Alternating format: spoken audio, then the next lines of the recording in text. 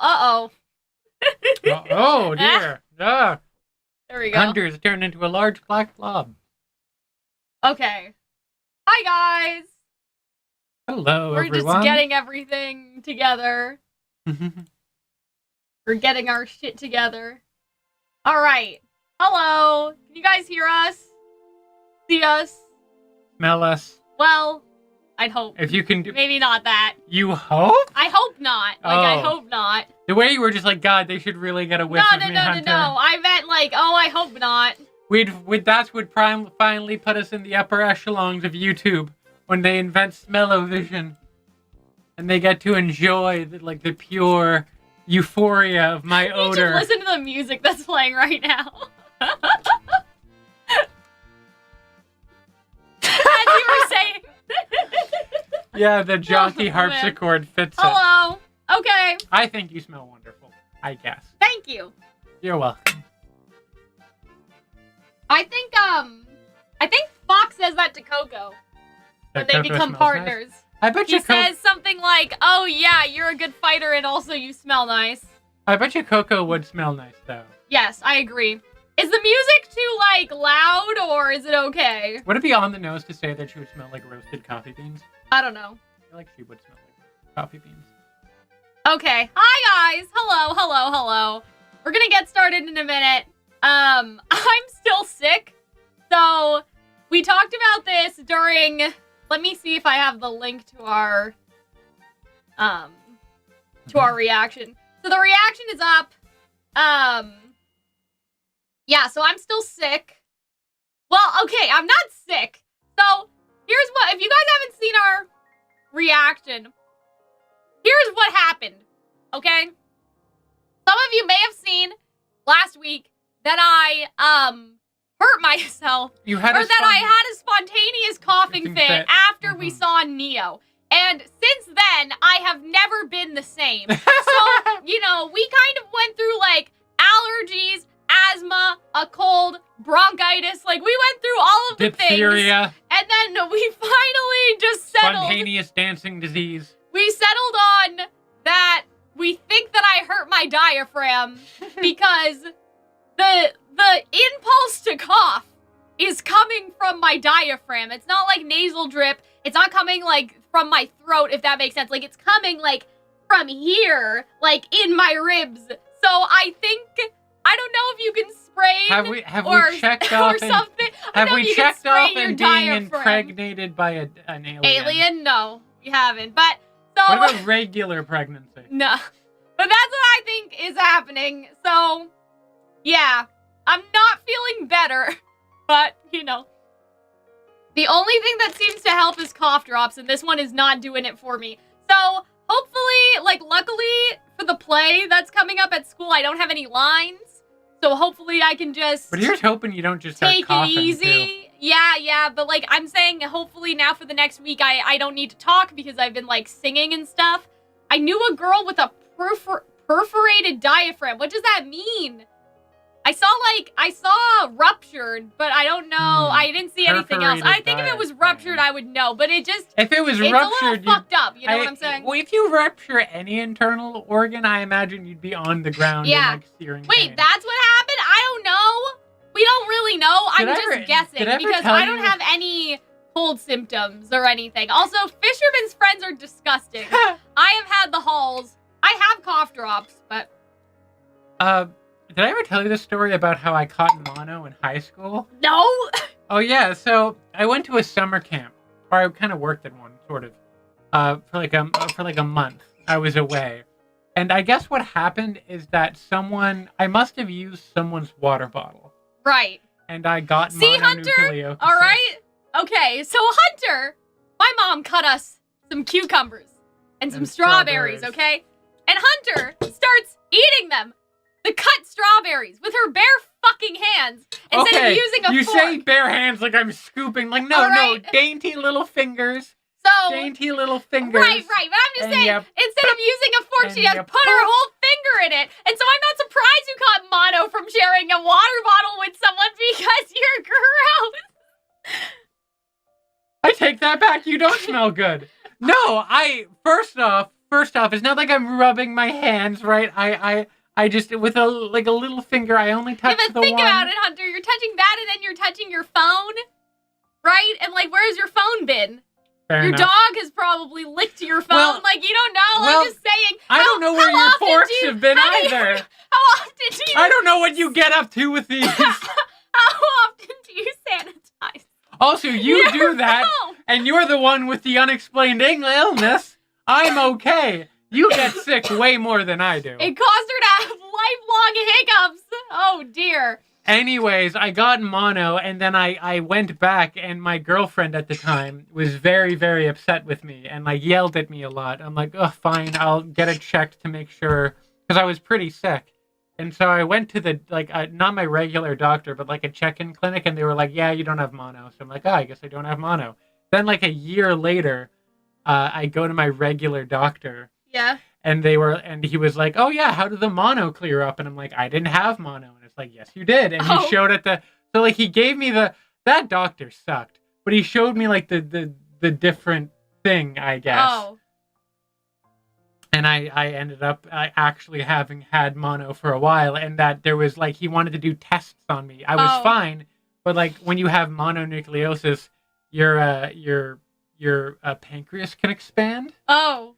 And he was concerned that it was expanding, and that if I had there was a couple month period that if I had, according to him, a serious blow to the pancreas, it would have popped. Oh, well, that's not good. That's not great at all. That's totally unrelated to the RWBY we're about to watch. I'm sure that I did not pierce my diaphragm. You know who wish they'd rather be dealing with a pierced diaphragm? RWBY. I think I just need to, like, stop. You know what I mean? I think I need to take it easy, but today will not be the day. No, guys, you don't understand. It's not... If it was whole strawberries that have the little green stuff on them, that's fine, but they're cut up, and so they're wet. And I don't think that you should eat anything that's wet with your fingers. Here's what I'm saying, right? You just do this, right? No. And then you I didn't touch anything. I know, I'm just saying. I don't think you should eat stuff that is wet. It's like if that strawberry fell on the floor, would you eat it? No, because it's wet. At least I hope you wouldn't eat it.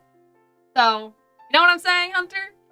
I don't think wet things should be eaten with your fingers. I just think that the level If you guys can find me something that's wet that you eat with your fingers, just let me know.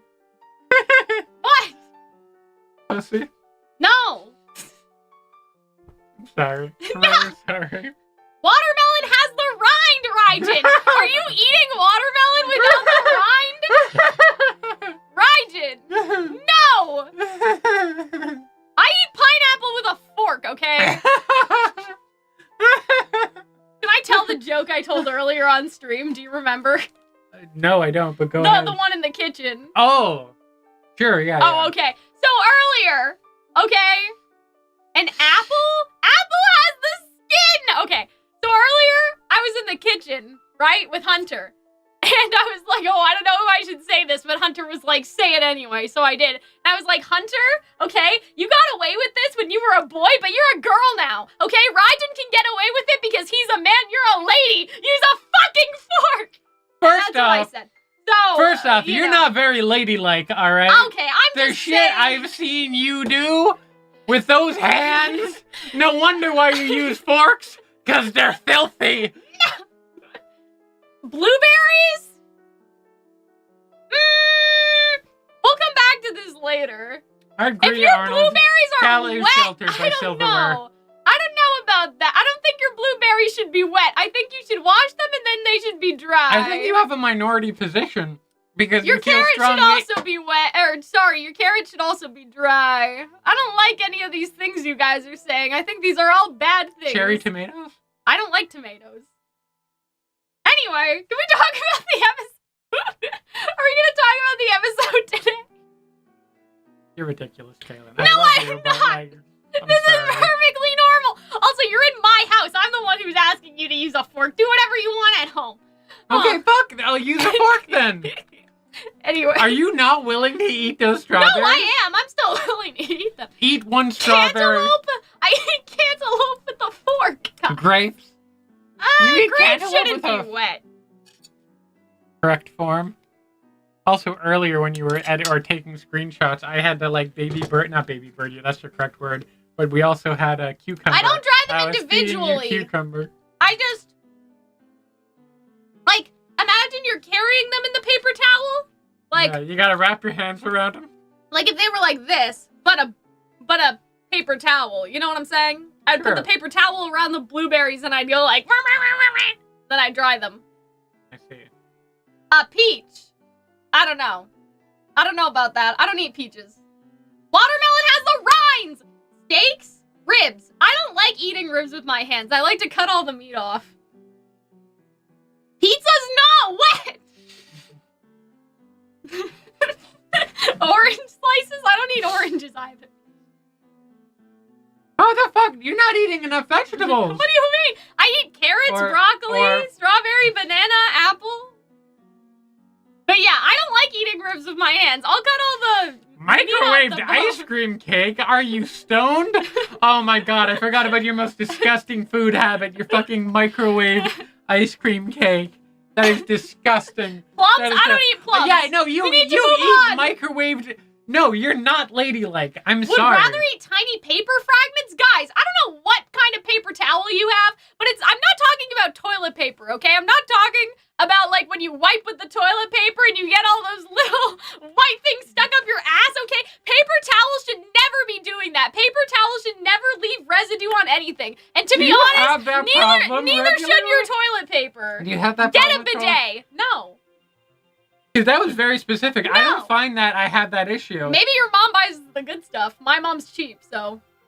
Or do you just have a lot of sloppy shits? Oh, God. Kaylin, I don't know. Can we keep going? But yeah, no, your paper towel should not be, like, breaking apart when you clean something. You know what I'm saying, though? Right? Your paper towel should be perfectly still. Yeah. You shouldn't have wet. little paper fragments everywhere. They should have absorbed stuff. Exactly, but you shouldn't have residue. You shouldn't have little toilet paper bits on your blueberries, man. I'm really glad that Eddie Rivas isn't watching this stream. Yeah, where is Eddie? I'm glad that Aaron isn't watching the stream either. Yeah, we need Aaron's opinion on stuff, but I don't think this is it. Can we talk about the episode? It's happening again. You're coughing. You're gonna die.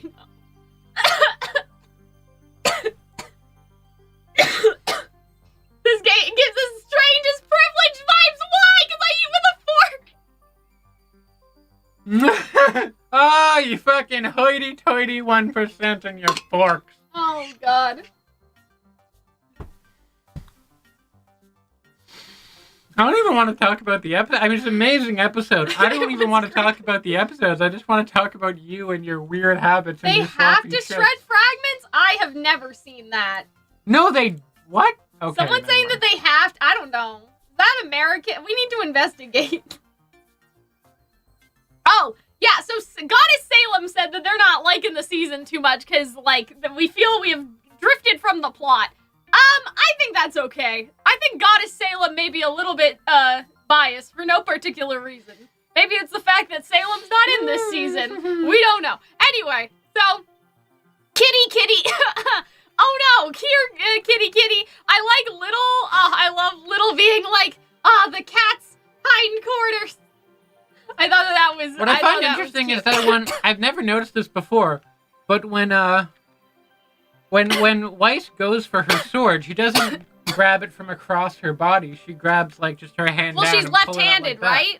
Yeah. So she's left-handed. But then wouldn't it stand to make sense that she would have it on her right hand, so she would take her left hand and she would reach across and pull it out? I don't know. Does it matter?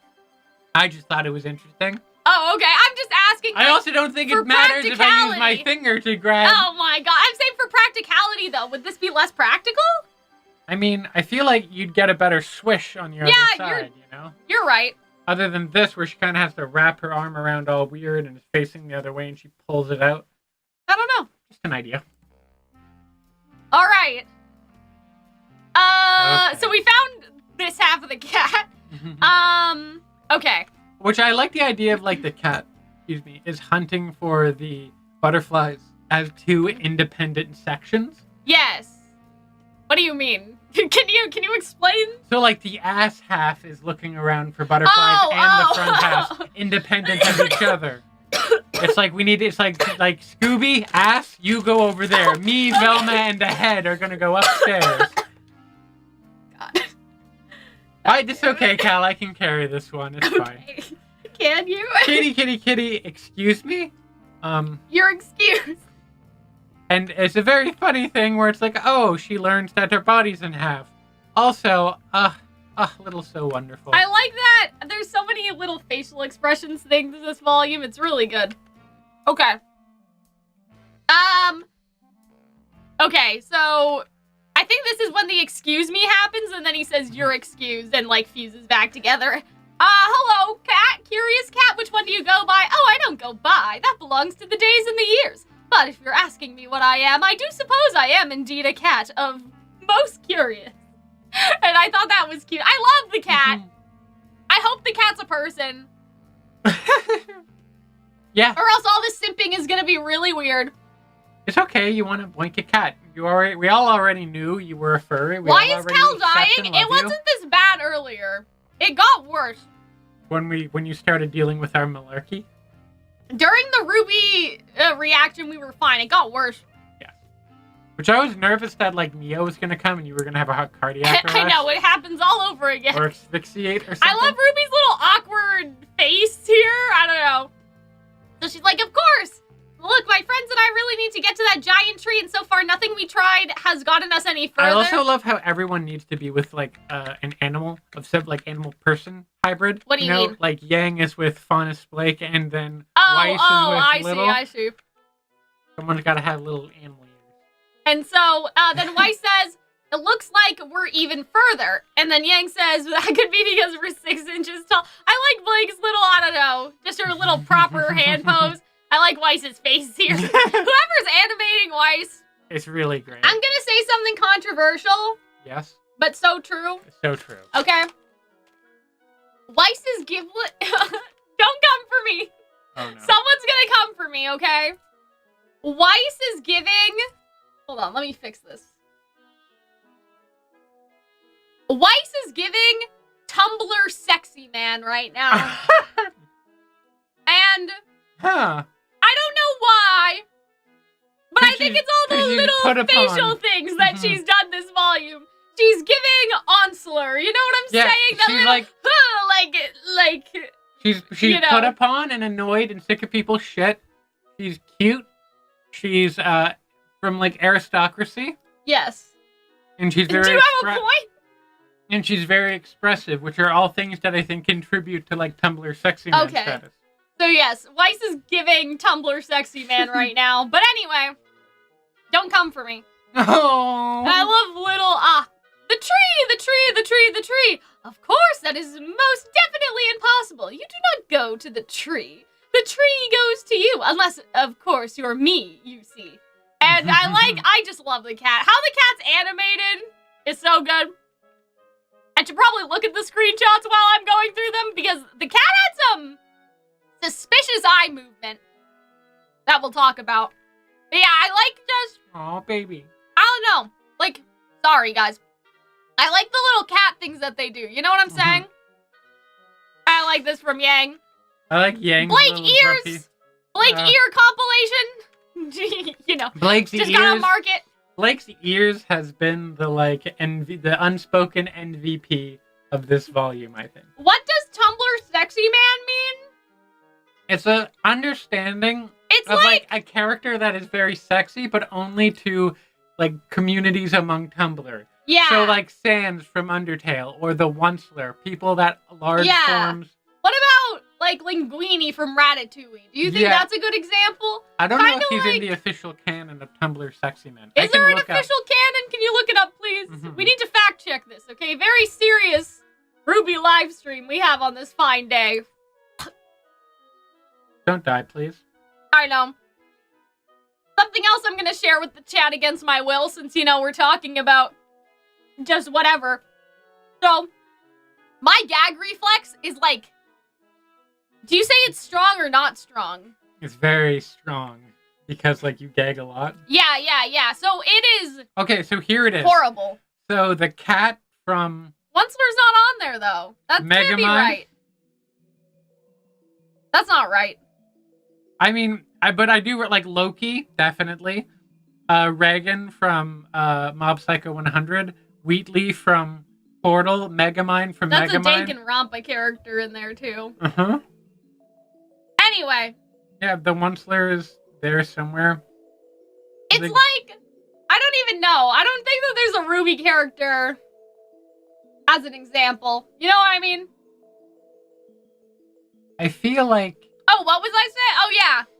So, when I brush my teeth, I gag. Like, I almost throw up every single time I brush my teeth, and I wish I were kidding. So, like, if you guys see me do the little, like, there's no subtext, there is no hidden meaning, there is no, wow, Cal really doesn't like this scene, she has a micro expression of disgust. Like, you know what I mean? I'm literally, the fact that I have this cough drop in my mouth and am talking at the same time is causing me psychological damage. Anyway. You know, I learned the word micro expression yesterday, or like very recently, and I don't think I've ever picked up on a micro expression once in my life. No, I don't think so either. But I'm sure they have. We're autistic. Right? Fair enough. So but I was like, because like I saw this little thing, and I'm like, look at when like Yang says this, Blake has a little micro expression, and she's all happy, and it's like, what? No, her eyes move. Like I don't see the mic. But everyone was like, yeah, we agreed. So great. Excellent. Mwah. So yeah, I'm totally just fighting for my fucking life right now. Anyway. So the cat says, well, that's your problem. It's a matter of perspective, I'm afraid. But couldn't you take us then? You've been there before? Look at her. She's I feel like Ruby's a little mad. Like, she's like curious and she's like, RWBY are you is fucking mad. joking? Like, you know what I mean? She's like, this is are you fucking kidding me? Yeah, I do hate the dentist. So does my grandfather, so I think it's just genetic. Look at this man, though. He's, like, disgusted at the idea of going back to that tree. Like, you know what I mean? Why would I ever want to go back? Yes. I'm glad we understand each other. No sense in seeing a sight seen. And then he, like, purrs and has, like, little cat noise. I still think this is Jean, and there's something suspicious that happens with this butterfly this episode. I still think that butterfly is like lime green, but that's beside the point, I suppose. Oh, I love that little face he has. Okay. Please, you helped Alex when she was, and the cat's like, oh, Alex. See, look at this. Something is up. Something is up, guys. I think he's a little trickster. He's something alright. Something's going on. But yeah, I love the animation here. I love how they do like the little hops. Alex, do you know her? Are you friends of hers? Lifelong nemesis? Wait, don't tell me. Okay, no, tell me. And I thought, look at this. He's so dramatic. But see, like, look. I he's feel like pretending, this cat is right? a Tumblr sexy man. I don't know about that. I think this cat is a Tumblr sexy man. I think people... Because you don't need to be human. You know? Anyway, I think that cat's a Tumblr look at this. sexy man. Maybe this is just a smear frame to transition into the next pose, but like, he's looking at RWBY to see if she's like still listening from the corner of his eye, as if it's like, is this working? So I feel like that this is that was, you know what I'm saying? So I feel it's like a that, performance. yeah, it's a little sus, right? This is sus too. Oh, he's so long. He grabs her. I want to pick him up and do like the little wiggle and see his little legs. Because he does like a act pendulum. like a cat, but he like, I don't know. I guess RWBY's very stranger danger right now. Like, why are you touching like maybe my this face? is weird, but that's a very human motion to make for someone that's always been a cat. Like grabbing someone by the cheeks with your like you would do that with your hands, right? Or his little paws. No, but you know what I'm saying? Sure. How often do you grab people by their cheeks? No, not that. It's that I'm saying that, like, would a cat's first instinct to be to grab like that, like a person? Like, look at how they're framing him. Imagine he could be a person grabbing onto her. Like, you know what I mean? Just how he straightens up like that. I don't know. Maybe it's nothing. I just thought it was weird. A little weird. It was very uncat-like. This pose is a lot more person-like. If you imagine the outline of someone's chest and then this being their head, you know what I'm saying? I don't know, man. He's sus. I mean, we think that the cat is, we think that the cat may be Alex's friend. Yes. We did talk about. But we checked the teaser again, or the trailer, yes, or whatever. and there is something sus. And there's a bird with a trailer. little hat, and we thought maybe this person turned into the bird with the hat, and maybe the cat is totally unrelated. You also say we like it's both of us. I'm thinking I'm a little more suspicious of it. Anyway, the cat, right? We don't know her personally, just, she wrote a book about her entire adventure in the ever after. And I like this. I like how he's like, ooh, a book? And, like, was it well liked? I feel like he knows about that. Like, the way he's, like, looking, I don't know. His paws are, like rubbing them. It's like he's almost, he seems curious, though. Can't he just be a cat? No. Because they offer this idea to Blake that Blake could just be a cat if she wanted to. Isn't that foreshadowing, don't you think? She's also half human, half cat. Yeah, she's a faunus. But what if Alex's friend was a faunus? I don't know. And they chose the cat. You know what I'm saying? I want to be a cat. Meow, meow. Anyway, it's a favorite of everyone's where we're from, and so I thought this was cute. I like Yang, like, looking at Blake, like, I don't know, questionably. But yeah, there's something suspicious going on with this, right? Oh, yeah, so please, I simply must know more. What did she write about? How was I portrayed? And do I smell a mouse? And so, yeah, see, this is interesting. I like Yang's hair, like, Little hiding behind Yang's hair. I love that. I also like that, like, Little can touch or brush against Yang's hair and she doesn't seem to mind. Oh, yeah. It's like they've all adopted Little, as I have adopted Little in my heart. Yes, It's like, yes, this is my child, Little. Oh, Aaron, since you're here right now. Oh, wait, is that Aaron? No, it's not. That's Austin saying the cat's pronouns. Wait, I thought I saw Aaron in the chat. Am I crazy? Oh, man. No, it was Austin. The username was covered up. That's what Aaron said, that all no. They did. I wanted to ask a different question, and I thought it was Aaron in the chat because I couldn't read. You know what I'm saying? So, yeah, I wanted to ask something else. So I was like, oh, Aaron's here? And then I just, like, dyslexied the username. What was I gonna say? Oh, yeah, and so I love this. From one cat to another, could you, please give us a minute? And so, see, this is the weird thing that the cat says. Oh, so they're spoken for. Well, please hurry. I have so many questions, right? I feel like that was a suspicious thing to say. You know what I mean? That they're spoken for? I feel like that might have something to do with what the cat's been doing to other characters. Like, I wonder if... That, or it's just, they want to eat Little. No, because they're spoken for. Does that mean that they think that Blake has, like, laid claim on eating Little? I don't know. Maybe, like, Curious Cat's just like, all right, you're a cat. This one's your lunch. That's fine. Maybe. I respect that. I wonder if it could have a double meaning, though. I wonder if it could be about the fact that, like, what if all of the hunter mice, once they get their purpose, stop being mice and turn into other things? Because when Ruby says that Little is a mouse, Little says sure, like as if it was, like, they were just agreeing. But, like, what if all of the mice, once they receive a purpose, they turn into, like, the Herbalists? You know what I'm saying? And, like, it's kind of a weird metamorphosis situation, I guess, because they're all mice, not, like, caterpillars. But what if the transition is mice to, like, butterfly kind of situation, and then they become the other thing? You know what I mean?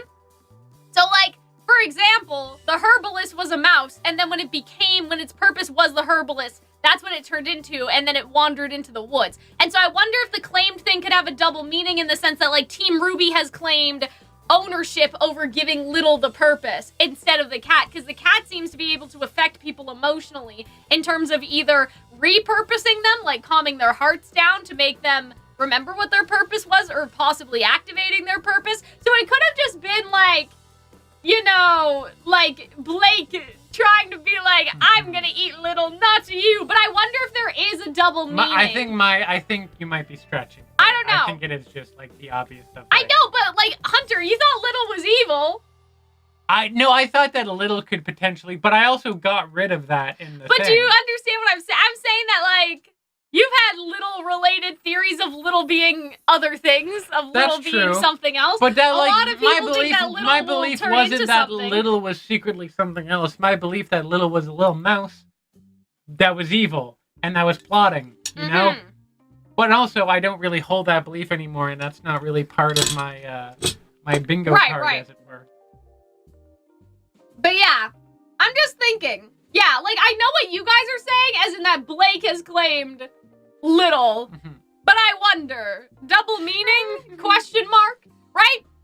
I'm not denying what you guys are saying. The whole point of a double meaning is that it's both things. You know what I mean? Yeah. Like, it's Double one thing entendre. on the surface, but it's foreshadowing towards something else. So I'm just wondering if it could be foreshadowing to something. Anyway, okay, so please hurry. I have so many questions. And then he goes after the butterfly again, and I'm like, Jean Copium? Little still hasn't beat the dying allegations? Oh my god.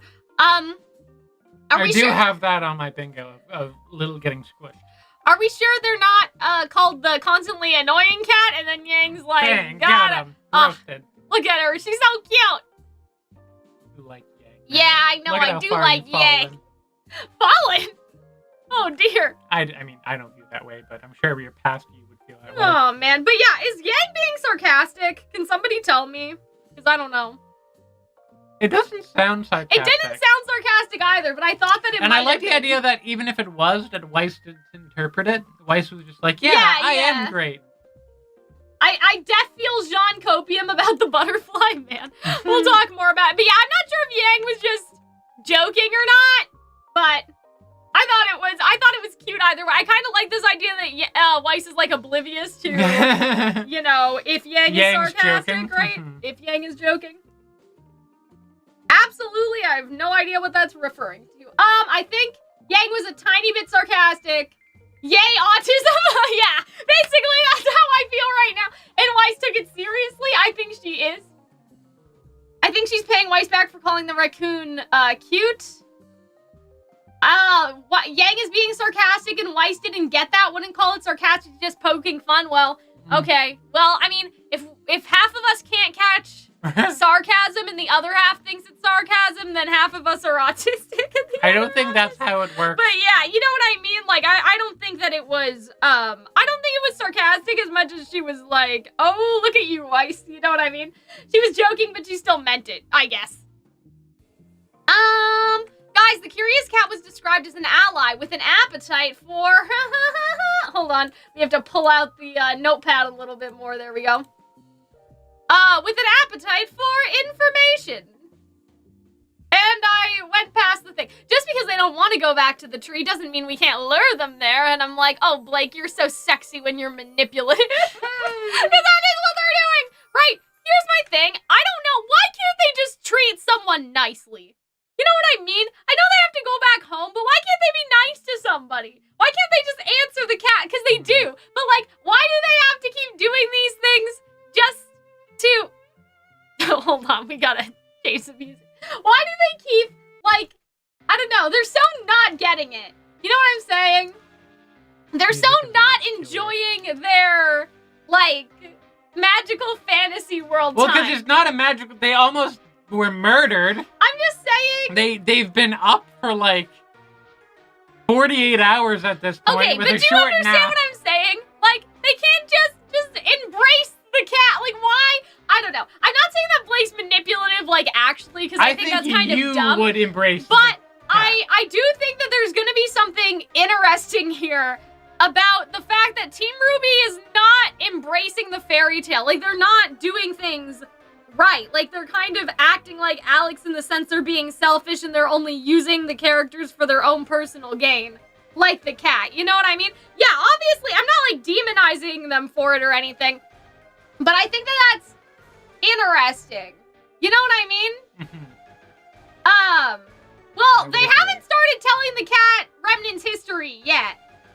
But yeah, they were nice to Little and that's all they, like, had in them, right? Like, everyone else, they're not even, like, giving the time of day. I don't know. Like, they haven't even started, though, with the cat, right? Like, they haven't even started telling the Remnant history thing. The scroll scene hasn't happened yet. So, I think it's interesting. And I sort of wonder...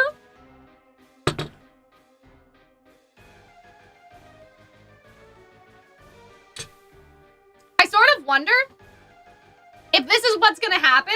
I don't know if they do this, because I feel like this would cause interesting consequences. I don't know, like, interesting things to happen for, like, the last couple episodes. But, what if they get to the tree, and the tree's like, no, you gotta go back. and they have Oh to my do it God. all over again because you Backwards. weren't nice to the cat and you did not embrace the caterpillar's blunt. Okay, like, you know what I'm saying? So I wonder, not a blunt, you but- know what I'm saying? So I wonder, like, what if the tree looks at them and the tree's just like, no, you didn't learn your lesson. You used everyone for your own personal gain. You're gonna have to go back, right? And maybe what happened was that, like, Alex was like, I'm not doing this shit again. Or she did, but she just couldn't break her own habits. And so she eventually just turned into the rabbit because I love she couldn't how- change. You know what I mean? So what if by the end, like episode, I don't know, how many episodes are in the season? By episode 7 or 8, they get to the tree. And the tree's just like, fuck you. And so then they have to go back and make sure they do everything, like, right. Like, they have to actually bargain with Jinxie, like, legitimately or whatever. And they have to make sure to let the king win. And they have to, you know, actually talk to the cat properly. Like, you know what I'm saying? So then what do we do? Do we get just like a fun little like montage? I don't know. of them like I don't know, doing bitch. everything, fixing it over? Maybe. Have you ever seen the movie Groundhog Day? That's my conspiracy theory. But she had to leave the world to write her book. No, Yeah. she didn't. Wouldn't she? No, I don't know. I don't think so. I don't think that she had to. I think the book could write itself. We've talked about that in other videos before. My guess would be that we're gonna see her around volume 6 or sorry, episode 6 or 7. If I had to take a wild guess of when we're gonna meet Alex. They're running out of intro clips where they're walking through the storybook. The last location was the forest. Interesting. I mean, they could also be trying to hide stuff, like for the sake of hiding shit, you know? But I think that that would actually be very interesting, is that they just keep going back and they just do it all wrong. Like, they just did it all wrong. Yes. Because Blake's like, let's lure it to the tree, which is fine and, like, strategical. And I'm not saying that Blake's, like, a bad person or anything. Like, don't get it twisted. But it's not the right way, you know? It's Yeah. not doing it right. And, like, rejecting the caterpillar that was trying to take them on a nice personal journey was not doing it right. So I think that they'll be denied access back. She mailed the autobiography? Yes. That is kind of what I think. Maybe she just wrote it down and then like chucked it into the tree Chucked portal. it in the... See? That's what she could have done because she wanted to teach somebody else how to, like, get out. You know what I mean? Maybe. If they ever fell in here, but she could never learn. And so maybe what like she did... I imagine it just like Ozpin was involved in some capacity, and like Ozpin was just doing his own business, and a portal opens up and a book hits him in the side of the head. It's like Salem. Salem couldn't leave the tower, but she could send stuff through the tower window. And so she wrote her own Yes. story to get herself rescued, right? She sent her own story out there to all of the princes and shit, right? So the princes would come rescue her. So what if it's like that? There is a portal back to Remnant, but they can't get through the portal. Because So they what want Alex... someone to come in and Exactly. rescue her. So what Alex did was she wrote down the story just like Salem, and she sent the story through the portal because she couldn't physically go home, but the book could. And so she sent out the story hoping that someone would come rescue her ass and teach her the proper lesson. I think that actually makes a lot more sense. Yeah. I think that makes sense. Because I know what you guys mean. Like, Alex must have come back to Remnant, or else how would they know, like, this story? And how would they have Alex's story? But, like, what if that's why? Because she did the same thing Salem did, and it's supposed to be a parallel to what Salem did to get out of the tower. It's that she wrote her own story, hoping that someone would come down here and come get her. You're right. I think that makes some sense. Yeah, the cat sabotaged Ruby's therapy. So that's what I'm saying. They're not doing everything right. You know what I mean? And so they have to go back to the beginning and do everything over. That's also kind of twisted, though, because then she would be like, oh, let me trap more people here in a way that I don't know how to escape. She's not a good person! Right? That's the whole point, is that Alex is a bad person. Right? Oh, well. I think that's a good theory. I think that's pretty solid, guys. I mean, yeah, I don't know. That is a big mystery of, like, how the story got out. And Yeah, is and that Alex would still in solve there? kind of the thing. And the thing, right? Led to believe Alex is gone, so her still being around is a wonderful twist. Exactly. I think that she kind of gave up and became the rabbit. And the white rabbit is the character that leads people down the rabbit hole. And she has the rabbit pin on her dress. And she has the rabbit ears in her hair. So what if she's literally the white rabbit? You know what I mean? You are right. She's literally the white rabbit. You are right. And so she drags people down in the rabbit hole by having written the story. I don't like that you're right, but you are right. Isn't that correct? Why would she make herself look manipulative? Well, I don't think that she knows. Like, I don't think that she knows that she's making herself manipulative, if that makes sense. Like, I think that she's actually painting herself as like, I'm trying to do everything I can to get out of here. Please come save me. Like, to people doing bad things, like, do you think Neo thinks that she's bad? Probably not. Probably, yes. Well, but I mean to a certain extent. Like in Roman Holiday, does Neo really think she's bad for like some of the things she does? I think she doesn't care. Right. But I don't think she goes about her day. But you know what I mean? I think she thinks she's justified. Justified. Well, that's what I'm saying. Like Roman, when he like beats up that man in the book and steals his coat, he's not like he's not trying to sugarcoat that shit. He's like, yeah, I did do that because I'm trying to survive out here. You know?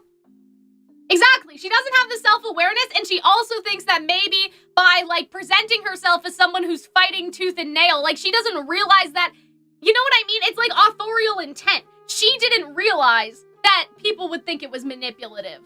You know what I mean? She just thought, like, she was just telling the truth. She thought people would sympathize with her, so she didn't know. You know what I mean? Like, she thought people would be on her side. It's, like, kind of a death of the offer thing, right? Yeah. She probably never intended to make herself look manipulative. Why would she want to write it with the ending for her escape? I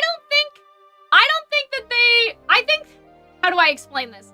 The reason why she would have written that she eventually escaped was because you never want to give someone the idea that there's no way out if they're supposed to come down there and help you. You know what I'm saying? And like, people are right. Maybe Ozpin changed the ending to be more optimistic.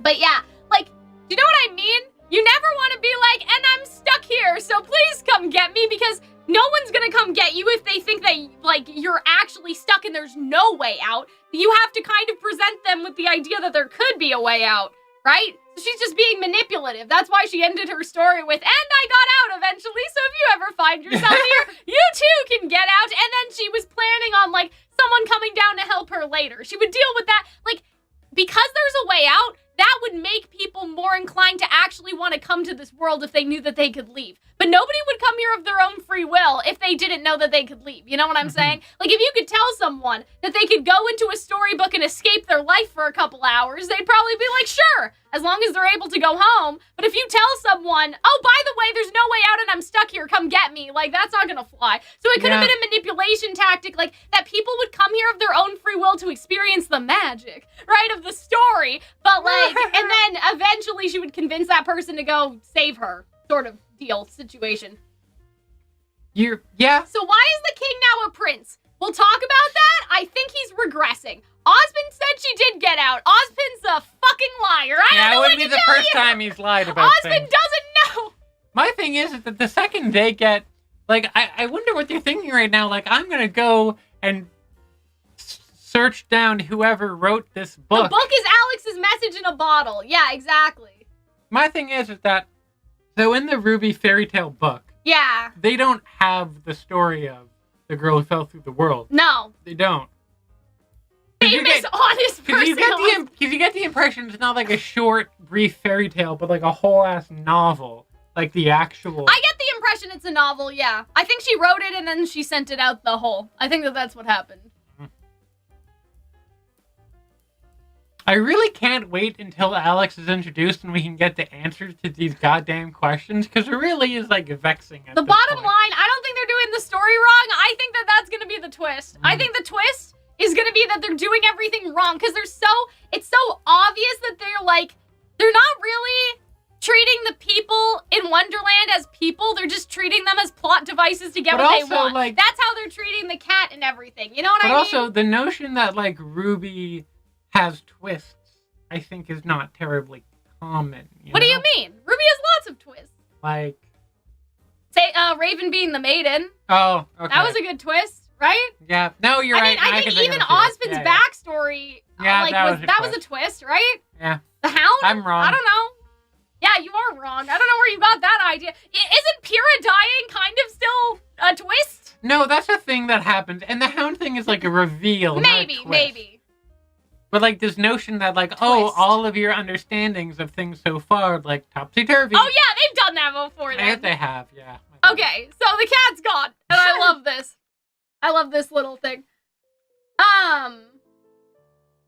But yeah, Alex dragging people down here to try to escape is so, like, that, I don't know, that makes perfect sense to me. Maybe we'll make this as, like, an individual video tomorrow if we have time, but, and if I'm not dead, I guess. Salem can't be killed as a twist? Yeah, like, lots of twists. This is Jean. I will take no further questions. And that's green. I'll take no further questions. Oh my god. We can't truly say Alex got out until we get through the volume, exactly. So see, what the fuck was going on with this then? Right? I really don't know, but a part of me is just like... It's John! It's the maybe colors of the wind, you know what I mean? Yeah, but how is that John, though? Because it is. He's going to re-manifest now as like, what John. if that's just how baby butterflies are made, you know? No! Mama butterfly explodes with all her babies. Like a spider? Yeah! No! Also, these are not actual butterflies. They're just paper mache images. They kind of look like magic sparkle that would, like, reappear as something else. It looks like one of our little, like, party John's poppers. outfit has no black coloration? I don't care! Why does it matter? And where is Why his, does like, it pink matter? or whatever color? It doesn't matter! It's not that. Like, guys, listen. It's not that serious, okay?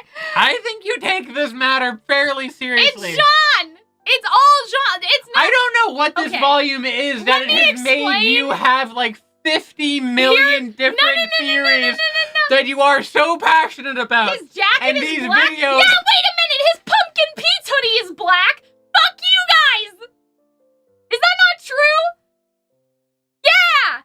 His Pumpkin Pete's hoodie is black! Where's the black one? No, it's because people were saying the spots. John has Oh. no black on his character. I guess so. He does have black! Fuck you guys! Okay.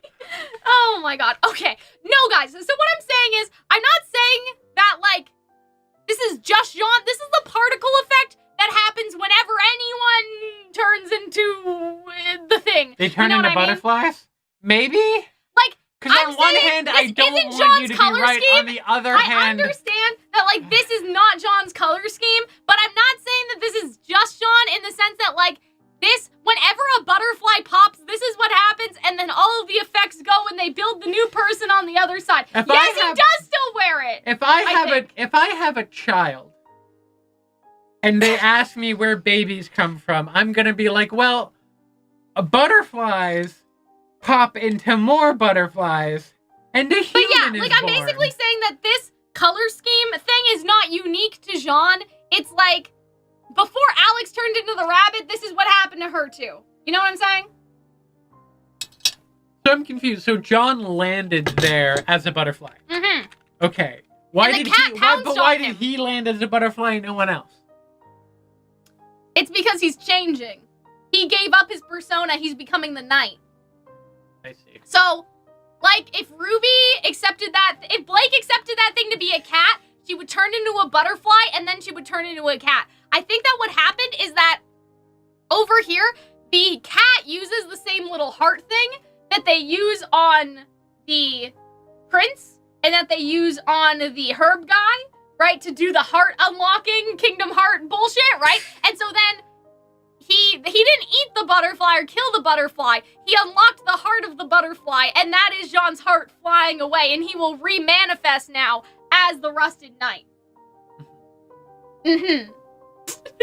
Sure. Yes. I believe in you. The color scheme's the most fundamental aspect of the show. I understand, but, like, I think that this is just something that happens to everyone. You know what I mean? I don't think that they would have it, like... every young boy around his age turns into butterflies. You know what I mean? I don't think that they would have it specific just to Jean. I think that, like, this is, like, everyone... This is what happens to everyone. Calprium strong. Calpium. Oh, Oh dear. You smoke But calcium. like, if they just made it, I don't know, if they just made it yellow, it wouldn't have the same, like, nice effect. These are all the different parts of Jean. You know what I'm saying? What are the blue parts of Jean? What are they represent? His eyes. Jean's eyes are blue. What about the purple ones? Can I look up a picture of Jean? You can look up a purple. You can look up a picture of John, not a purple of John, because there's not very many Jean purples of Arc John. Volume 7. I mean, because the thing is that I don't want to believe you because But it I'm feels right, though. slapdash, but like there's a kind of method there. So Jean's hair is yellow, okay? He wears the black hoodie, still in his Volume 7 armor. Whoever tried to gaslight me into saying he underneath did it. the armor. Okay, he has is his the hoodie. kind of the brown boots, and like this could be brown, I guess. Sure. You know, okay? The blue, Jean has blue eyes. Purple. I mean, see, the purple, I can't quite figure that out yet, but he is wearing Pyrrha's sash, which is red. So if this is just a very pastel situation going on, I don't know sorry. about that. People made fun of me for thinking the butterfly looked green. Oh, That's I know. not red. No, it's not red. So, on that, I'm not sure completely, I'll be honest. But, like, we can find his tongue. Like, I don't know. We can find his, like, I don't know. Sure. I mean, I guess, yeah, his tongue is pink. Or, yeah, I don't know. The blood of Penny that he had on him when he fell down here. Maybe. But yeah, so I'm just saying that this is all, like, I don't think that the color part is important. I think that this happens to everyone, but if we want to try to justify the colors, I don't think that the colors matter. I think that it's still Jean anyway. Do you know what I'm saying? This isn't my reach though, because I don't care about the color scheme of the butterflies, you guys do. I just think that it's Jean. No color scheme necessary. You know what I'm saying? I got you. Yes. The butterfly looks pink. Oh no, not this again. But yeah, do you know what I'm saying, guys? Like, you guys are the ones that want me to explain how this is all Jean. I don't need that explanation. I just think it's Jean. I feel it in here. I feel it in here. It's just Jean. You know what I'm saying? Oh, Ruby's face. That's how I feel It's right now. it's not The just cornfield symbolic. is all your batshit theories, and I'm Ruby, lost in it. Yeah, because we don't see what the cat did to him. So what if the cat did the I unlucky feel a thingy? butt coming along. Could it just be a butterfly? No, it's not. Okay, so we got the butt coming. It's not just a butterfly. It's not They've just a shown it butterfly. twice. Why would they do this? Kelly, you're gonna be locked in an asylum in a straitjacket, like thrashing around, being like, "It's a butterfly! He's turned into a butterfly!" I'm not saying that John chose to be a butterfly. I'm saying he's changed it. Like, the butterfly is the transitionary step to becoming whatever he's turning into. Okay? Okay. Don't worry about it. I'm not worried. Oh, man. Exactly. It now makes sense why he's the knight, because he changed. Yeah, exactly. So Jean, like, why would he want it? He doesn't want to be the butterfly, guys. The butterfly is the Kaylin, middle step. You're putting You know what I mean? your entire Calxiyn into explaining this The to everyone butterfly at is home. just the transition. I don't know if it's necessary. You know what I mean? Like, it's not that he wants to be a butterfly, it's that he wants to be whatever, and then it transitions. Like, the butterfly's the Don't middle. be ridiculous. He doesn't want to be a Butterfly butterfly. is step 2, okay? Like, Jean was step 1, then he decided he wanted to be a hero, or he wanted to change, or whatever. So then he turned into the butterfly, and then he transitioned into the rusted knight. You thought last episode that the butterflies were spying for the herbalist, which was wrong. So I don't want to hear it. What else do you think they are if they're not spies then? I also no my primary suspicion was that they were just butterflies. But someone said it. I remember. How would there be the transition? I thought it's it was magic. No, I also didn't say the herbalist. I said the cat. You go into the cocoon and then you turn into a butterfly and then you become the thingy. Exactly. The They're butterfly bringing is up the Misty cocoon. Tinkle Woohoo again. Oh, no. You are getting a little Misty Tinkle Woohoo No! about it. Maybe the butterflies exploding like that isn't some big thing. Maybe What it's is just it? Misty Why? Tinkle Woohoo. Why would they do that? Maybe just for the Misty Tinkle No! Woohoo. There is a reason. There's no reason. And we haven't seen Jean at We don't all. exist in a world with reason, Kaylin. Why should that be a middle step if there's no sign of the knight yet? Well, that's why there's no sign of the knight, because he's going through the middle step. Well, then who was the butterfly knight? is going to like symbolize a transformation. Okay. Who was the knight? I honestly don't want to like egg you on and ask more questions, but who was the knight when Alex first came around? Hold on. Jean always wanted to be the knight, and he has never been satisfied with his current self. Of course, he would choose to change. Exactly. So Jean chose to change, and the butterfly is the transitionary step into changing. Who was the last The metal knight? lady. And then who was the last metal lady? What do you mean? Because the last one. Because later Weiss said like the whatever. There was a carpenter and there was the rusted knight. The crazy carpenter. So I'm like, okay, so that looks like the Women carpenter. can be handsome. I'm not. Sure. I mean, I don't disagree. Because I don't disagree at all. Okay. But then who was the previous? If the blacksmith is a carpenter, I think that is weird because she doesn't look like a carpenter, and that's not what a carpenter is. I wonder if that's a character we haven't seen yet because there is a story in Alice in Wonderland called The Carpenter and the Walrus. Remember the walrus story I told you last week? John is the rusted knight, exactly. But he wasn't always. And he's the butterfly right now. And then he turns into...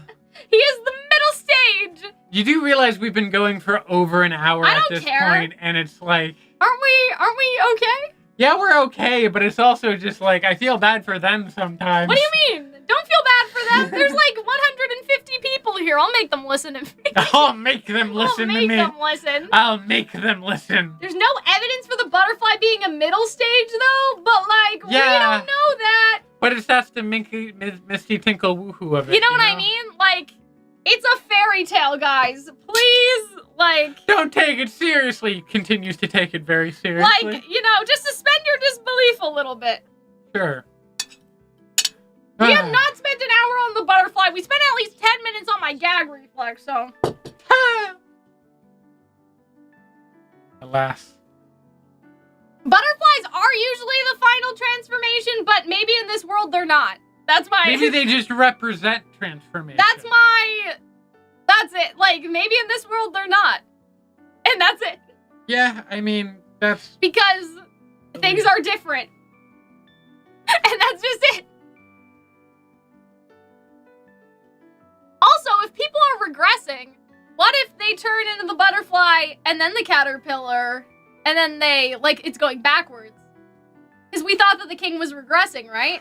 So what if maybe you guys are right. Maybe it's not the final transformation. Maybe it goes from butterfly to the chrysalis to the caterpillar, and then you become what you regressed as, which Jean is regressing by choosing to be the knight. I feel like I'm regressing right now. But do you know what I mean? Isn't that interesting? That could be interesting. Yeah.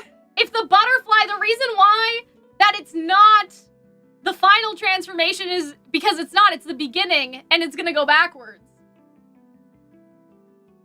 Somehow. Okay, so is Jean going to be a caterpillar at a certain point? Are we going to see a little yellow I don't know. caterpillar? Maybe. We believe in Cal supremacy. You better. Like, okay. I wouldn't put it against you to be right about this. But yeah, circle of life situation. But yeah. See, this is what happens when you guys ask questions. If you guys didn't ask any questions and you just went with it, we wouldn't be talking about it. But some of you guys had to doubt me. This is how the king becomes the prince. Exactly. So it's going backwards. So what if that's like the butterfly turns into the chrysalis, turns into the caterpillar, and then regresses? I hate that this makes sense to me. At least it makes sense to one of you. It does make. Listen, I don't disagree that it does feel like it makes a certain amount of sense. They're regressing. They're going in backwards. its own Misty Tinkle Woohoo way, but I don't know. What are we saying? What is RWBY saying in this scene? We don't know because we don't have closed captions. Plenty of time to tell you all this stuff from our world. I think that's what we're on right now.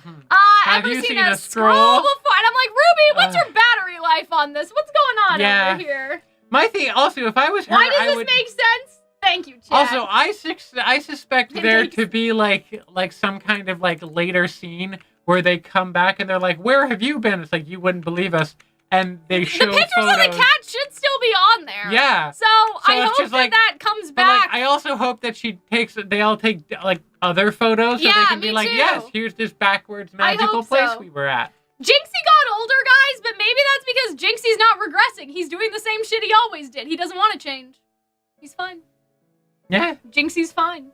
But yeah, and so I love this. I love Luminous Rectangle. Oh, is this what I look like when I'm smiling? Like, I love this. This is so cute. And see, Ruby's smiling now, so that's nice. See, Ruby wants to let the cat, you know. I also, like, look at, like, little, like, ways. Like, yeah, oh, she did. Oh, no, it was crossing. Hook, line, and sinker, is what she said. All right. Solar powered? That's interesting. Potentially. I don't want it to make sense because I'm scared for Jean. Well, if Jean's the knight either way, like, if Jean is still the knight, guys, him being the butterfly doesn't really matter. Like, you know what I mean? Yeah. You should still be scared because he's still the knight. So either way, you can still be scared. Oh, man. Give Curious Cat, yeah, don't tell anyone this, okay? This stays between, you know, us and the 140 people here, but in my reaction, I made a joke and I was like, it's all fun and games until the Curious Cat is, like, posting their VTuber rats on 4chan. Oh, no. I don't think Hunter even heard me. Get it, rats? Because he's a cat, and rats is, like, Is that a VTuber thing I'm not aware of? No. Rats is, like... How do I explain this? Rats is like your crazy theory. Like if somebody posted on... Not rant. No. Rats. Like... Okay. It's technically... Like, people use another word, but that word's not very nice, so I'm not gonna say it. But basically, it's like if somebody posted on, like, I don't know, on the RWBY Reddit, and they were like, Hunter and Cal don't actually like each other anymore. They just do the videos together to make money. Like, that would be a rat. Like, it's basically like an unhinged theory about, like, what's going on behind the scenes, like, for certain VTubers and stuff. Yeah, so, like, that's what a rat is. Not rants, rat. Like, R-R-A-T. Yeah, like, you know what I mean? Anyway, I know too much. How do you know that, Cal? Anyway, let's talk about this. Let's not address how I know that, and then move on with our day. What? Okay, yeah, so, like, if somebody, that's what a rat is. It's, like, kind of a crazy theory about someone. But, yeah, like, okay. Like, where did the music go? Oh, dear. Oh, there we go. But yeah, like, are you looking this up? Do you know? Yeah, all I got was rotating ratio transit. See, you have to look at, in like, Urban Dictionary. No, not Urban. You have to look up rat VTubers. See? Okay. But yeah, like rat. Like multiple R's. Yeah. But like, okay, so people on 4chan use schizophrenic, like they say schizo, like you have a schizo theory. That's why I didn't want to say it. But just to get it out of the way, so like rat is like the substitute for that, I guess. And so that's believable. I was like, I don't like that. But anyway, so that was the whole story. So rat is like similar to that, but just for the VTuber space in particular, is my understanding. So let's talk about this. Okay, I need some opinions on this. Because I'm about to be a hater. Oh no. But I don't know if I like this dialogue. Oh, it's I don't know if I think it's funny. I don't know if I like it. Okay, I'm gonna be a hater. When we were rewatching Volume 2 a couple weeks back, what I noticed is that, like, at the time there was a lot of in-jokes, you know? Like, you would have, like, they would make references to, like, other Rooster Teeth shows or, like, different Rooster Teeth properties or podcast memes, whatever. Yeah. And so and they kind of left that, which is probably for the best, but it's kind of sad that they don't do that anymore. With this, now, at least it's like, okay, it's kind of like another new in-joke. I sort of liked it. And also, the Seal Soleil thing is like... Hold on, let's go over... I'm gonna explain why I don't like it after each thing, okay? Sure. So first we have, the old man and the boy share a body now. That has some uncomfortable implications, That's funny. So, but, okay. Here's the thing. Guys, the dialogue's in the corner, by the way, if you full screen. So here's the thing. Like, that's fine. But I also feel like with that in particular, it's fine to have an in-joke, but I think that things that kind of poke fun about the community, like, I'm not sure about that. Because, like... That doesn't really poke fun at the community. Hold on, let me explain.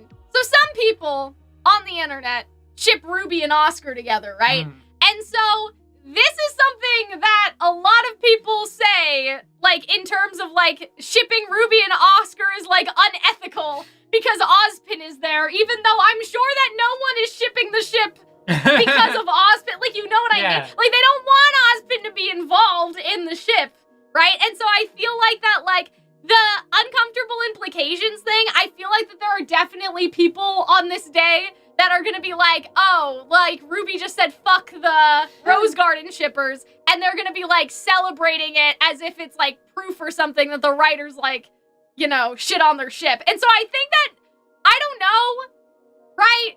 Like, I don't think that the writers meant to do that or anything, but I don't think that was intentional, but that is what people in the community are taking away from that line of dialogue. Really? And I think that could have been avoided. My joke is just like, oh, does the old man watch the little boy pee because they're in the same body and they have to pee? Like, do you know what I mean? I know, idea. but I'm just saying, like, I'm sure they could have said other things. And it's not the writer's fault, but I'm just like, Why don't you like it? I think that it's, like, in a vacuum, I kind of thought it was funny, but, like, now that, like, people are gonna be using this to harass other people, that's what I think is sad. And obviously, like, that's not the writer's fault. I think you care way too much about the opinions of shippers on the internet. But that's not, but really I don't want anyone to be, like, harassed now. You know what I mean? Yeah, but, like, also, I mean, I don't know. The people who are doing the harassing are, like, too far gone because they're, like, way in the weeds about... Yeah. Liking the idea of fictitious characters kissing, I know. But I'm just saying, I'm just like, why would they fan this further? Like, why would they continue to poke at this when they already know that people have, like, I feel like you're just do you understand what I'm saying? No, like, I get it. I get what you're saying. I know what you're saying in terms of, like, you can't control those people anyway, and so it doesn't really matter. But I don't know, like, I wouldn't aggravate the situation further. It'd be like if, like, they were like, oh, you're telling me Blake and Yang, like, have been around each other all this time and they still haven't kissed yet? Like, something like that would just be aggravating something. Or like, if they mentioned... I would be aggravated by that because it's just, like, that's not the first person to point out that, like, oh, wow, they like each other. Like, it's not, you know what I mean? But you know what I mean? Or, like, if they were like, oh, you're telling me that Sun Wukong, like, I don't know, if they mentioned Sun having a crush on Blake in here, like, I'd be like, well, why would you do that? Like, you know what I mean? Like, why would you bring up Sun right now? Like, you know what I'm saying? And so, like, I think that's the only equivalent I can think of is if they were like, so you're telling me Blake was romantically involved with this Sung Wukong man and they just left him on the other end of the continent? They weren't. Well, she wasn't romantic. So I think that she said that. But it's just like, and what happened to this Sun boy? But, like, we know what happened to him. Right. But if they, I don't know, if they sort of brought up loose wounds, I guess. Like, you know what I mean? I don't know. I think it's more just like, oh, that's kind of weird when you really think about it. I guess. Like, I'm just like, was there nothing else? Was there nothing else? I didn't get any shipping vibes. I mean, that's fair, you guys, but, like, I just know, like, I know people who ship Rose Garden, and they have been harassed for this reason, so I just didn't think it was funny. Like, that's just me. I just don't think it's funny because I know that people have been using that. But it's like, I don't know. I feel like... And that just doesn't make it funny to me. I'm not saying it's wrong, but that's why I don't personally think it's funny. Yeah, that's fair. And I don't think anybody else feels that way. Yeah, I mean, I'm sure the Rose Garden fans aren't happy about it, but anyway. Who thought that would be a helpful way to reincarnate? I thought that was funny, Atlas. Yeah. And I like how done they all look, too. Oh, speaking of Atlas, okay. The same people that put the city in the sky. Okay, so we have to talk about this. See, the thing about CL, it's kind of the same thing. You know what I mean? Yeah, because did that Seattle girl from the Vital Festival ever come back in a notable way? Listen, okay, not to be a hater, I didn't think that was, in hindsight, I don't know what I said in the reaction, but I think that that's just... Why? I don't know. I'm just like, that's so rude. Because when you think about it, Seal But they know that that's something the community was wondering about, and so they kind of slipped that in there just to make fun of all the people who were wondering about her, as if that was wrong to wonder about this character that is well designed, and lots of people like, how dare you wonder what happened to her? Don't you know there are so many characters? How dare you want her to come back? Like, I think that I didn't think it was funny. Arnold thinks he won. I think they're making fun of you, Arnold, and you just don't realize it. You know what I mean? You know, like, in those movies, when the popular kids give the nerdy girl a makeover and they make her look ugly, I think that's what's happening to Arnold right now, and he doesn't know it yet. It's not in support of you. They are making fun of you. So why are you laughing? You know what I mean? I mean, I think that, I don't know, like, what other character would it be? Like, it can't really be But Fox. I just don't like meta humor in this sort of way that pokes direct fun at, like, the community was wondering about this thing and we're gonna tell you how stupid you were for thinking about it. I don't think that's the implication. I know, but I'm just saying, like, it feels a bit mean-spirited. Exactly, it's a little mean. You have such a, like, negative interpretation of what's happening. He really is just, like, stating what happened, which is like, wow, she never came back, Hunter. Huh? But that's the cat. The cat's doing that. I'm not saying the cat is mean, but, like, from a writing perspective, I don't know. Your interpretation of it seems a little odd. No, guys, I understand. The cat isn't saying the bads, right? I'm not saying that the cat is, like, how do I explain this? It's the writer all of speaking it makes through. sense, but it's the writers that are speaking through the cat. You know what I'm saying? Like, the cat and what the cat is saying makes perfect sense and in character for the cat.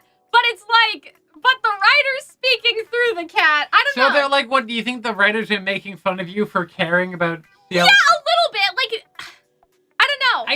I agree with Arnold. Your outlook is pessimistic, because I don't think it's like, oh, you're dumb to care. It's just like, wow, we haven't seen her in a while, because that happens in shows with big casts. Maybe. Afterwards, the cat literally says, like, what is it? Oh, there's so many characters to keep track of. Yeah, see, that's what makes me think, I don't know, that it was kind of meant as, like, a self-dig, that they made too many characters, like a cast book Because they could make the same joke about Ilya. Right. I interpret it as the writers making fun of you, because you're so, like, fragile. You're worried people are making fun of you. Who's making fun of me? I don't care if CL's back. I think they're making fun of Arnold, which is a completely different story. How dare you make fun of my boyfriend? Yeah, why would RWBY bring up CL in this story, by the way? Like, why? You know what I'm saying? So that's why I think that, like, I bet you the cat asked. Because she would be like, and, like, Penny fought. And then it's like, ooh, who was, like, her teammate? And she probably named... Maybe. But, like, I don't know. I feel like they're making fun of themselves. I'm keeping an eye on you guys, all right? This is strike one. I'll believe you. I'll give you the benefit of the doubt. I just don't think it was funny. I think it was a really cute kind of self-referential scene. It's not meant to be taken too seriously. I think that some of the stuff, I don't know. I don't know if the CL thing is necessarily poking fun at themselves, though. Like, it doesn't feel like it. Then who are they poking fun of? You? People thinking that she would become important, or that she would ever show up again, I guess. I mean, I don't know. Oobleck? Guys, I think we have to clarify. I'm not actually upset or anything. I'm just explaining why I didn't think it was funny. They could have said this about, like, Glinda, though. And I think that would have kind of been cute, because we saw Glinda in the Well, there's a bunch of... I think they did Ciel Soleil because she's the most obscure character. Maybe, but, like, who shows up in, like, 2 scenes. I'll think and has no dialogue. She just goes like this. I guess. I'll think about this more. I think because, like, they picked her because she's the most obscure character that people would at least recognize, you know? No one was asking about CL except for Arnold? That's why I think it's weird! That's why, I don't know. I think it's a little weird. You're weird. Anyways. I'm just saying, like I said, guys, I don't want anyone to get it twisted, okay? I'm not upset. I'm just explaining why I don't like meta humor in my... I don't like when the writers reference themselves or the audience. Let me just put it that way, Well, they're not breaking the fourth wall. No! They're just like they're not. But he's saying things that a lot of people have thought. Yeah. But they're not Deadpool. like, he's not looking at the camera being like, wow, haven't heard from Seal Soleil in a while. Why is that? Like, they're not breaking the third wall. But you know what I mean? I don't like the self-referential humor, I guess, in any context. Whether it's pointed at the audience or whether it's the writers making fun of themselves, I don't like it. So, it doesn't really matter. Like, whatever interpretation you guys say, like, whether they're making fun of Arnold or not, or whether it was supposed to be making fun of themselves, I just don't really like that in my shows. You know what I mean? I just don't like it. You know what I mean?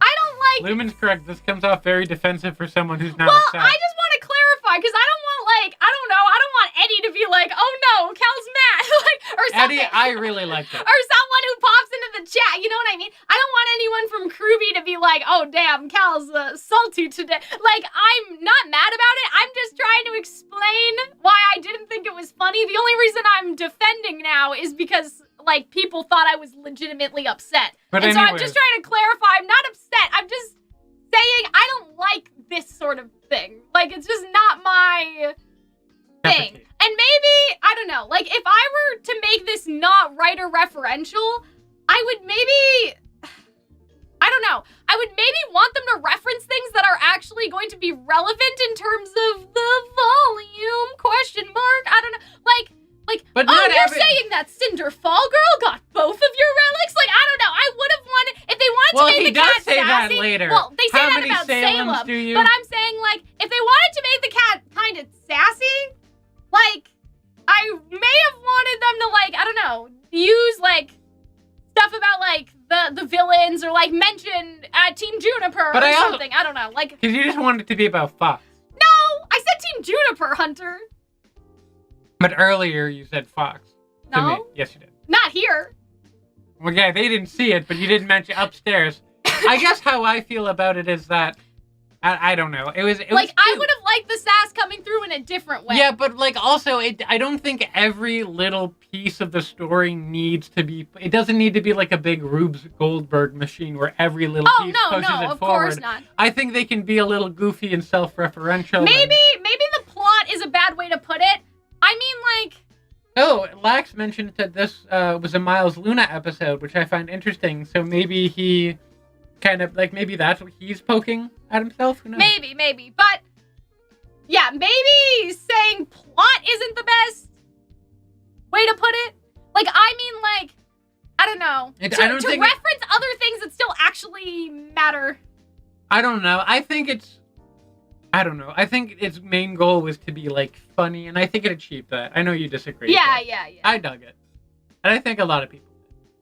He's curious, so he wants every detail, no matter how big or small, but I can think of small details. I can think of smaller details.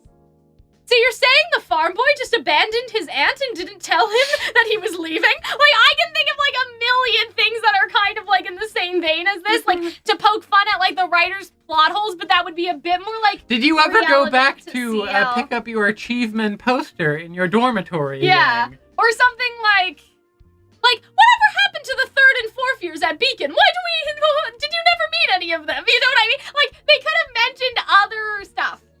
I don't know. Like, you know what I mean? And she jumped from a helicopter, and her bag held a Gatling gun, you say? Yeah, like, I think referencing the fact that there are apparently 3rd and 4th years at Beacon, and we never fucking see them, and we hear that Team Coffee is the most legendary team despite the fact they're 2nd years, and they're supposed to be 3rd and 4th years, I think that's kind of funny. Yeah. I don't know. I'm just throwing stuff out there. I mean, I like it, but... yeah. What was Sun doing? What was Taiyang doing? Someone mentioned that, like, maybe this could be, they could be referencing... What did RWBY buy at the train station? Yeah, they could have brought that back. I was thinking about that earlier, that they never brought up what she bought from the train station, but... yeah, see, that's the type of stuff I would have liked them to have. That would have been fun. I think that would have been fun. So what did you buy your sister at the train station before the train was toppled over? And that little old lady, like, you know, she always has these peanuts. Where do they come from? And what does a peanut taste like? Like, cashew. I don't know, a cashew or whatever. Maybe that's the joke, is Ruby's like, it was a cashew. Like, you know, I can just think of all these other little things that they would talk about that were not any of these things. But yeah. Anyway, we can move on now. But yeah, thank you for whoever said, Cal, you're allowed not to like stuff. Thank you, because I felt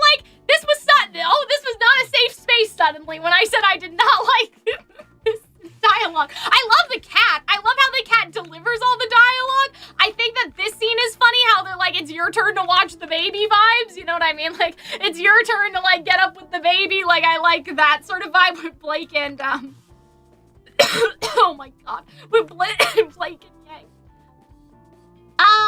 Oh, those two brothers, talk about a god complex, am I right? Like, I think that was funny. That was funny.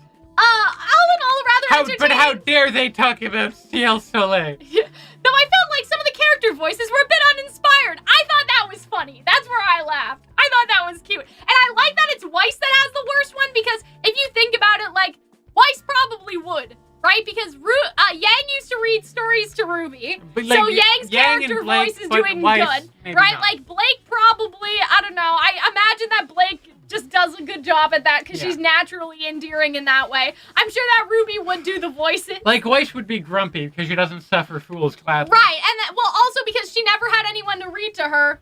Yeah. Think about that. Think about that, chat. How sad. How tragic. Would it be funny if that, like, that was just that whole Ciel Soleil thing, excuse me, was just like priming us to meet Ciel Soleil, like, in volume 10 to get back to Vetsuo? I don't know, Hunter. That'd be entertaining. I don't know if we're gonna get a volume 10, Hunter. I worry about that. Sorry to say that into existence. No, I do worry about that, but, yeah, they confirmed in a Q&A they were supposed to be friendship bracelets, so why couldn't they could have talked about that? I don't know, I'm just saying. I would have been very pro Ruby friendship bracelet. But yeah, they call her the Wise Huntress, which I think is funny. I don't know if that's just the cat fucking up her name, or if that's what he actually thinks Weiss's purpose is, to be like the smart one. So there could be a double thing going on with that. You certainly know a lot more about the beginnings of Remnant than Alex did. That girl could barely see past her own nose, and I don't like how you said that, sir. See, this is what's sus about the cat, is that I didn't get a clear shot, but he turns around, and they're doing the anime thing where they hide his eyes, right? Like, I didn't get a clear shot of it, but, like, the cat turns away when, like, it says that, like Alex could barely see past her own nose, and I'm like, He's hiding. Suspicious. Why are you hiding? He does that twice in this episode, so he's definitely sus. And see, look, he's like looking back at her, like it has this kind of face that she can't see. I don't know, man. I'm just saying. Oh, you know, just hilariously concerned with trivial things, right? And so I feel like I hear some judgment, cat. You also thought that in Alice in Wonderland, her sister kind of makes fun of Alice for being, you okay there?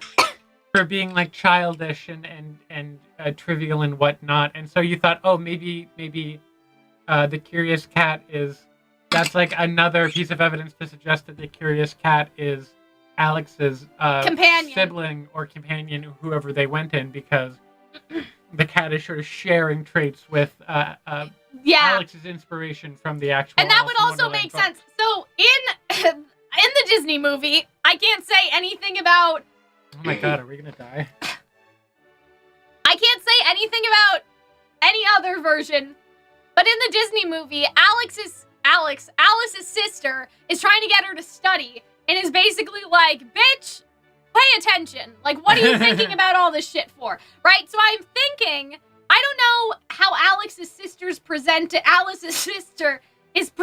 in the book, but I just explained that, and you sound like you're gonna die. So hold on, I'm not done yet.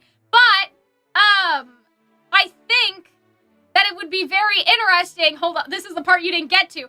If Alex's companion is the Curious Cat, it's because they were the one that was always academic and wanted to know more about the world, and that's why they regressed and they turned into the Curious Cat. Because like if they're the boy with the glasses. Like, I know that's kind of stereotypical to give, like, the smart character glasses, but fine, whatever, right? Like, they could have been the more studious, older one, everything. And then, and so Alex could have been, like, the Alice of the story. And yeah, you're right, that's more basis for this idea that the cat is, like, the companion or based off of the sister in some capacity. And I like that idea. I like that, like, now they're the Curious Cat because that's how they kind of were. They wanted to know everything. Like, that was their purpose. So that's what they turned into. Whereas Alex, like, if she's the White Rabbit, yeah, Alice's sister in the books does indeed encourage her to get serious and focus on her studies. Exactly. So that's why, like, what if the cat is like, oh, you know, she was just focused on all these trivial things, right? Like, it's not necessarily a way that you would talk about your friend, but clearly they may have had a falling out. Right. It sounds like there's some kind of tension going on there that we're not totally privy to. Yeah, but I feel like, I don't think that the cat is natural. I think it's like Jean turning into the knight. I think the person in the portrait turned into the cat. Yeah, it does make sense. And then Alex turned into the rabbit. That's why, because I don't love the idea of the rabbit, but it makes a kind of sense. Yeah. And then Blake's like, oh, she learned her lesson, right? And the cat's just like, I'd certainly say so, which is not good. Like, that's not good. Anyway, so then we get to the edge of the garden. This is cute. I like this. There's all these other little houses, which is nice. Different people live there. What if they're all herbalists? They're all just different. Competing herbalists. Because this is what someone said. Somebody said that the herbalist is dead, so there's no way that Neo could have that same experience. I don't think the herbalist is dead in the first place, but I'm sure that, like, if the herbalist's purpose is to be a herbalist, there's probably more. Or, like he said, I will be the herbalist until it's time for me not to be anymore. So I wonder if that could be foreshadowing to the idea that the herbalist will get replaced in some capacity, because there always needs to be that role in the story. And that still always has to exist, right? Okay, let's keep going. So yeah, like the leaves. Sus. And like, look at how happy they make Ruby for like 5 seconds. That's they make the last Ruby time happy. she's happy this whole episode. It's aggressively downhill from here. So Yang says, this entire world is put together like a bunch of mixed up puzzle pieces. How does anyone make sense of it? The cat says, each acre is made specifically for its inhabitants and their roles.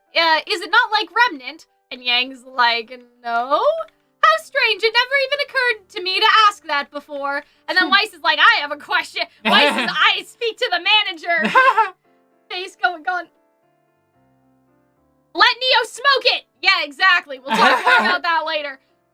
Neo wouldn't cough if she smoked it. How much longer until we're back to our regular I love all the little details on Weiss right here. I thought that that's really good. But yeah, and the cat's like, oh yes, we'll, you know, go to the garden and get a Grogurt parfait. Which I thought was cute. That Grogurt parfait is an amazing pun, and I really want to know. I like that. I guess it was Miles. I also love the look on. I love the look on Ruby's face where she's just like, fucking a what parfait? Yeah. Just don't go talking to anyone without me if you're not careful. We might get our heads cut off. That is how we met, isn't it? You remnant folk are such troublemakers, right? And so I'm like, the way he turns around, I don't like that. So, okay, I don't want to get into this right now too much, but I guess I will. So, I have a theory right now that is going to sound a little complicated. However, I think that it would make an amount of sense to a degree. I think that everybody that has fallen into the story is like, it's like a video game where everyone has a different save file, right? Sure. Okay, so Neo and John and Team RWBY are all on different save files, okay? And they all go through the story on their save files. But when the stories intersect, they will be there with each other.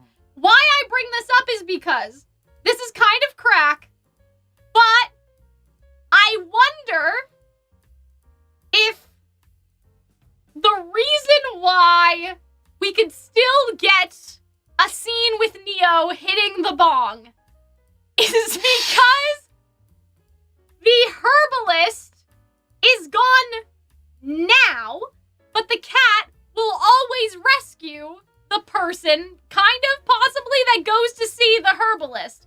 So Neo and John have been to the herbalist at the same time as RWBY has been to the herbalist on their separate save files, even though they would technically, people think that John is ahead of RWBY or that Neo is behind because she landed somewhere different. Even though they are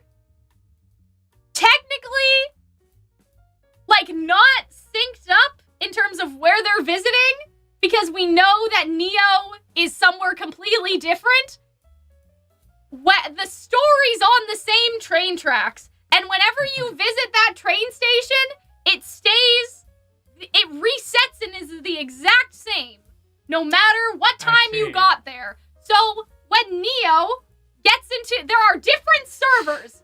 Exactly. There are different servers. And so, like, when Neo logs into the Herbalist server, okay, she may not see Team RWBY, and maybe the Herbalist was already defeated by the cat, but because the story is going in the opposite servers, right?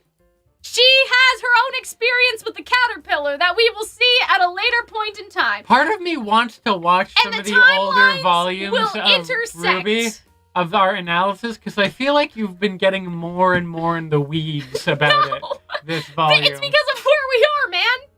I guess so, but... I'm having an issue following this line of thought. Okay. You can just drop it. I don't want to. You can always drop it. No. Okay, never mind then. I tried. I tried, everyone. I don't want to go here. Go ahead. Oh God. But okay. In Kingdom Hearts.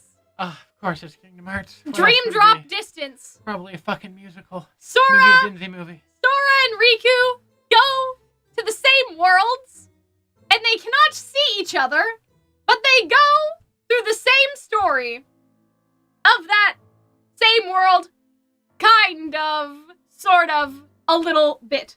So, Jean has already met the caterpillar, even though he's not here right now.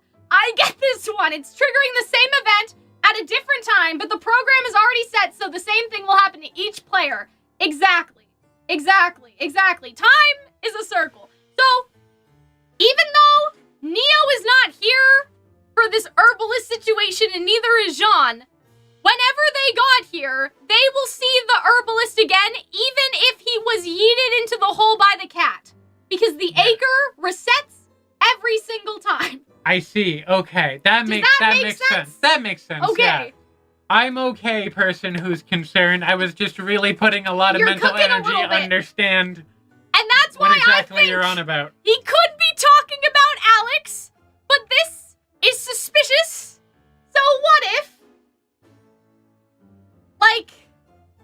he's saying that because Jean and Neo have caused him trouble already? Like, the cat has the memory from all the different servers. So the cat knows that Jean has caused trouble in Jean's server, and that Neo has caused trouble in her server. So we think that this is a reference to Alex, but it's not a reference to Alex. You know what I'm saying? I got you.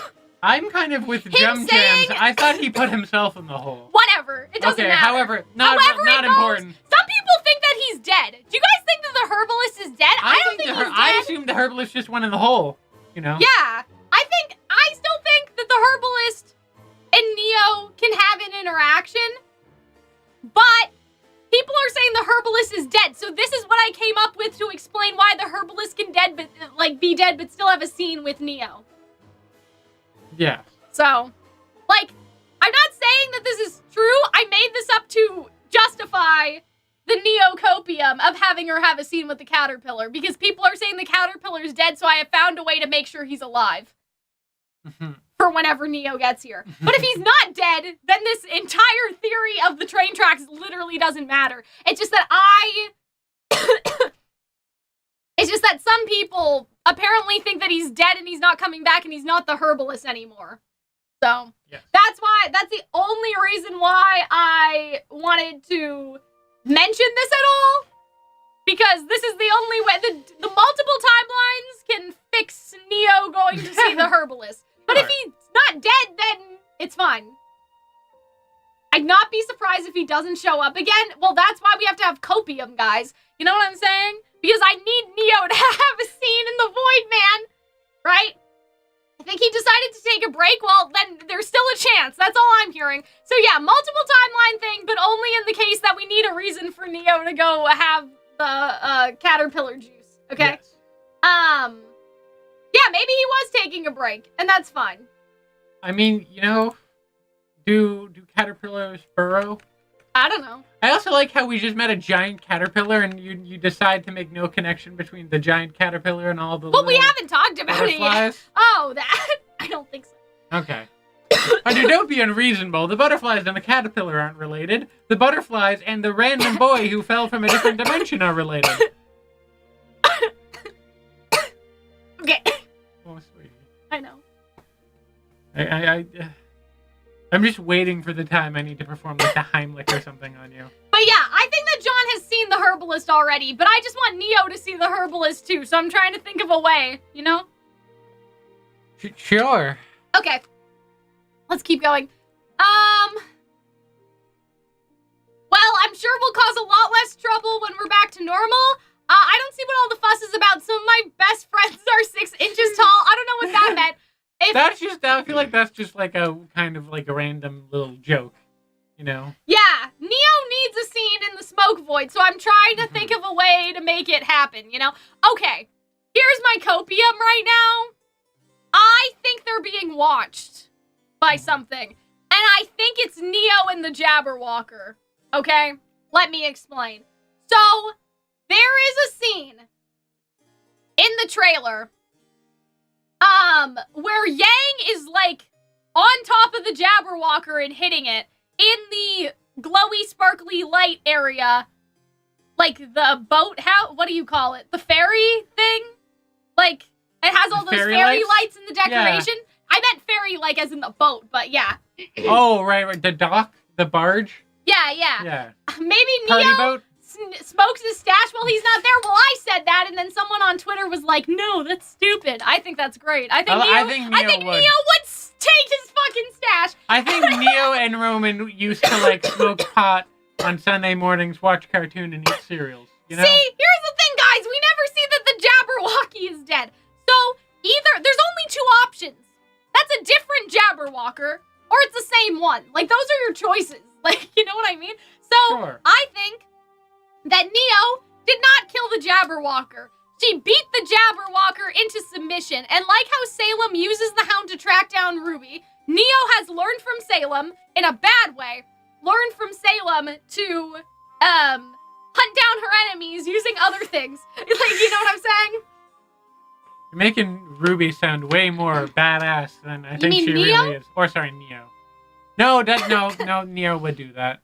Yes, the place where the bird creature was swooping towards the camera. Exactly. That's where they're fighting the Jabberwocker. So, like, really, it's either the same one or if it's a different one. You know what I mean? And I'm gonna say if it got reincarnated, that counts as being a different one. Like, you know what I mean? So, I think that goes against some kind of tenet of reincarnation. But point being, either the Jabberwocky is dead, or I think maybe Neo is using the Jabberwocky. And I think that would be very interesting. And so, that's my copium, is that all of these shots where someone is watching is Neo and the Jabberwocky, like, you know, moving through the woods. The only question is why not attack now? But maybe it's because the cat is here, so they're trying to wait for an opportunity that the cat's not there? Right? Like, maybe Neo remembers something about the cat in the story, and that's why. But something is definitely watching them, I feel. Because we have gotten other shots like this, and I'm pretty sure that when we got the other shots like this, it was implied to be the cat that was watching. Like in the castle. But now the cat's there, so who's watching them from the forest?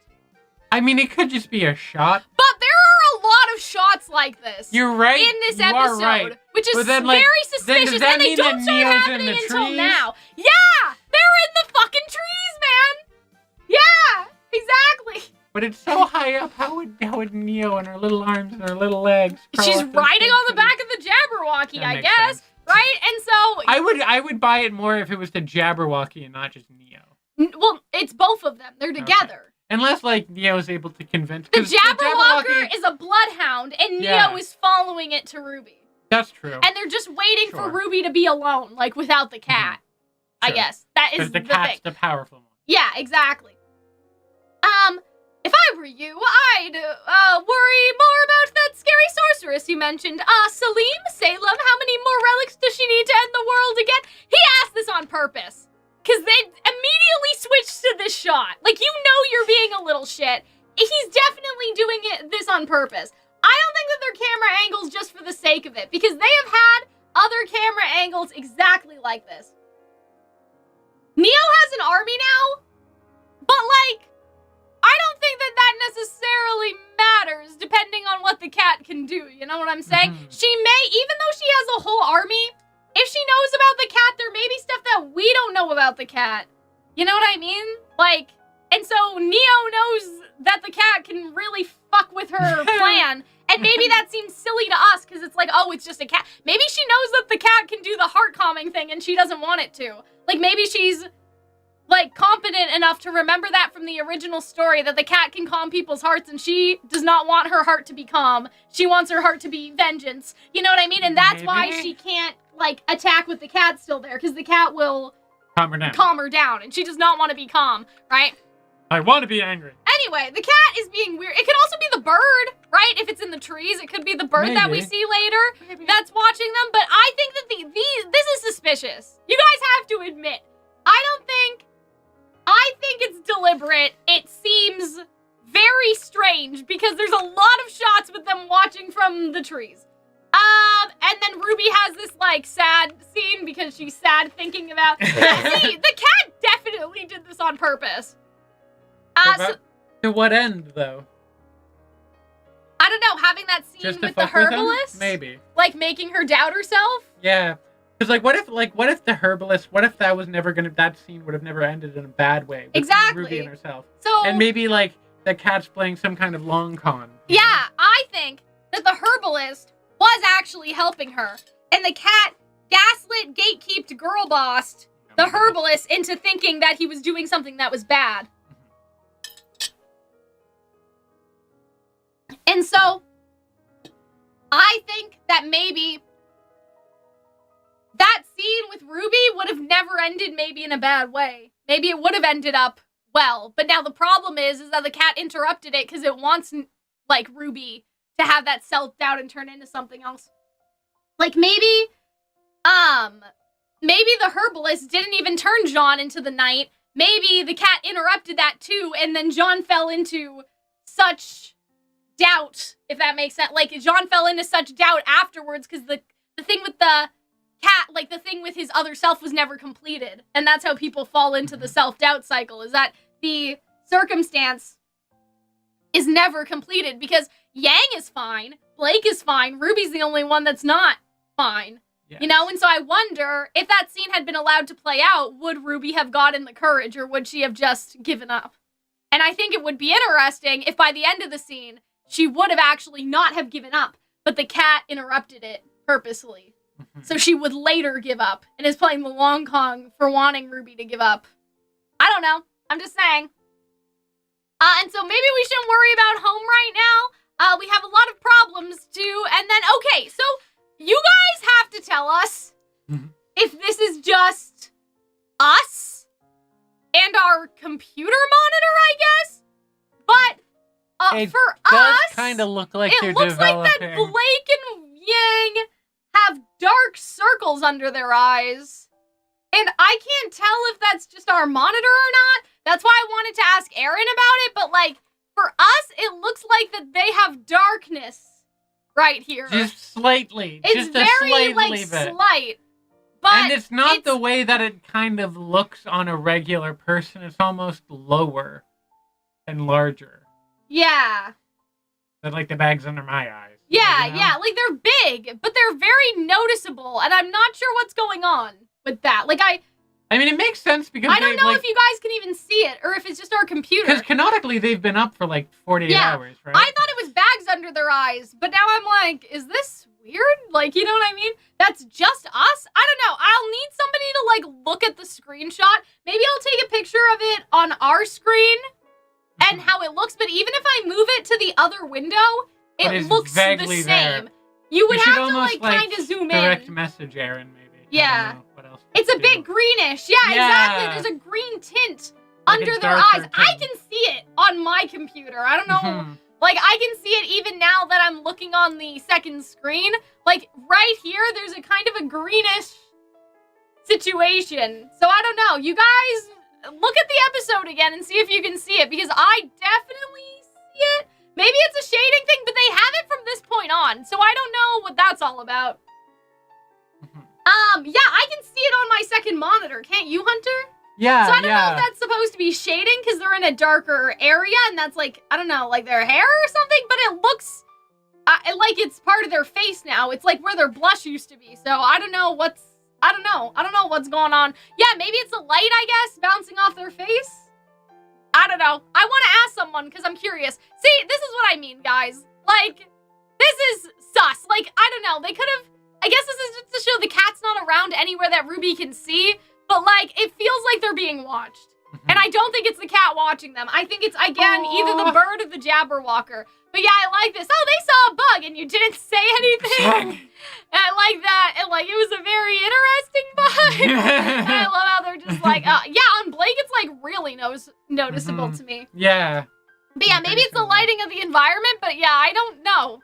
I wonder if they're getting tired. I mean, they must be. Yeah. Like, I just want them to have a nice big nap at some point in this episode. This is interesting.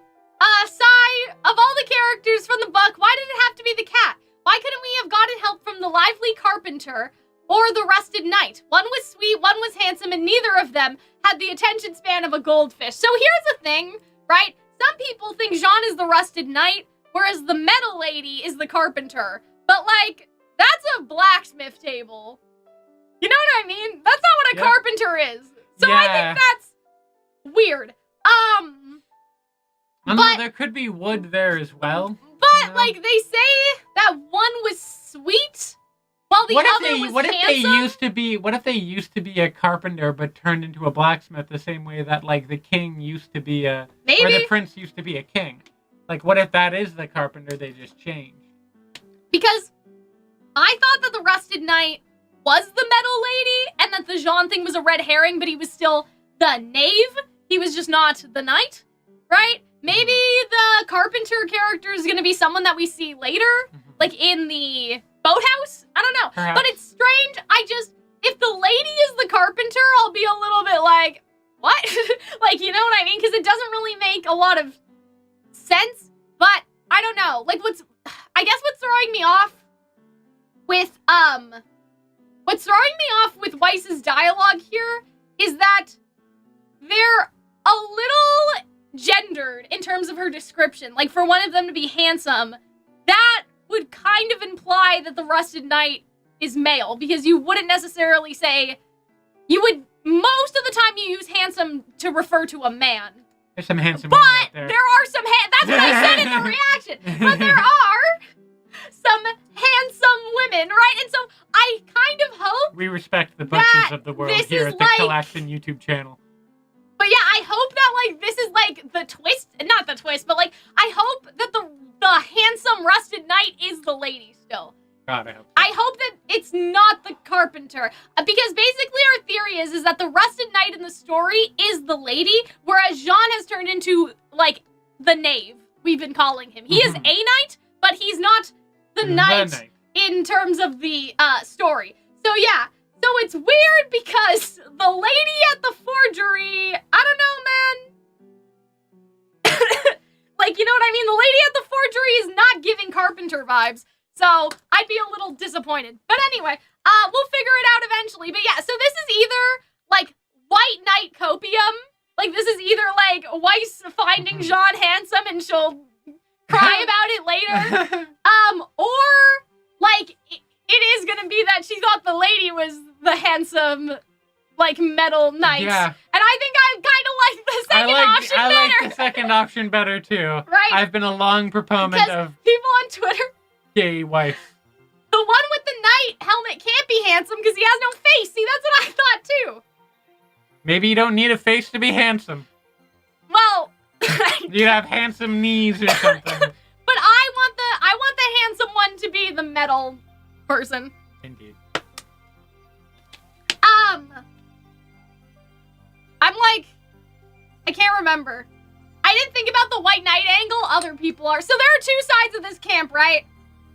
There are people that are like, Weiss is beating the lesbian allegations because they think she's commenting on the attractiveness of the rusted knight, which they assume to be a man. And also, then there's like, me and Hunter, who assume that the handsome is referring to a woman, and therefore, yes.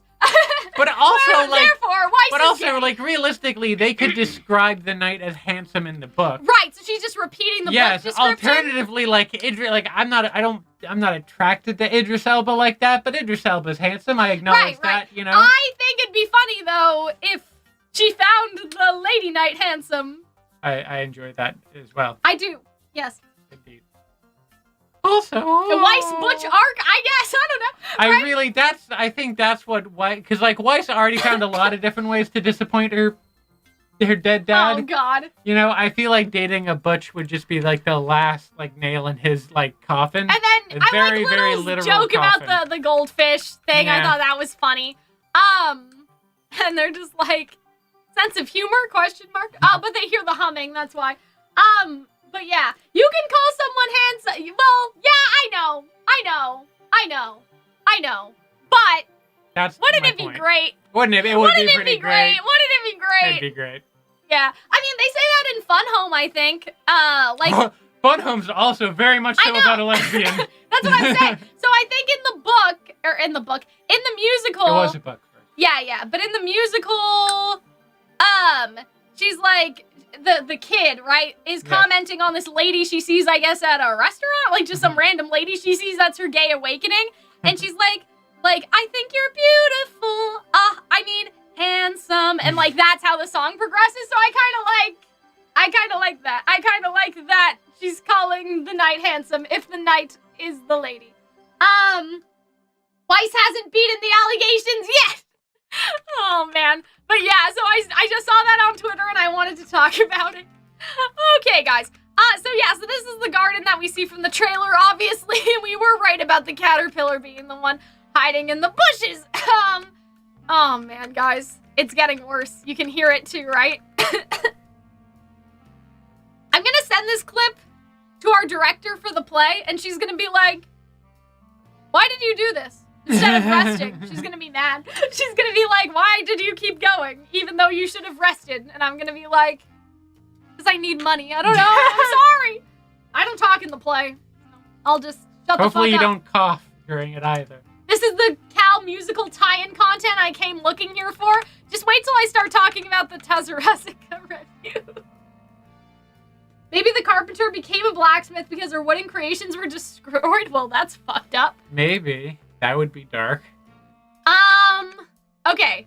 So what are you? I'm getting really tired of that question. What question? I love this man. I love his design. I love how Ruby, look at that. I like they're hugging each other. That was cute. Like, Yang, I don't know what you think you're going to do right now, but I thought that was funny. The immediate She's instinct like trying to to be defend her little protective. sister.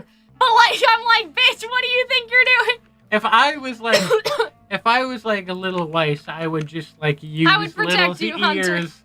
Thank you. I would use Little's ears as like a blanket. Oh, okay. And then Yang says, "What are you?" And he says, "Oh, that question. See, that was funny. That's a sense of humor I like to be here for." Uh-oh. Why isn't this working? There we go.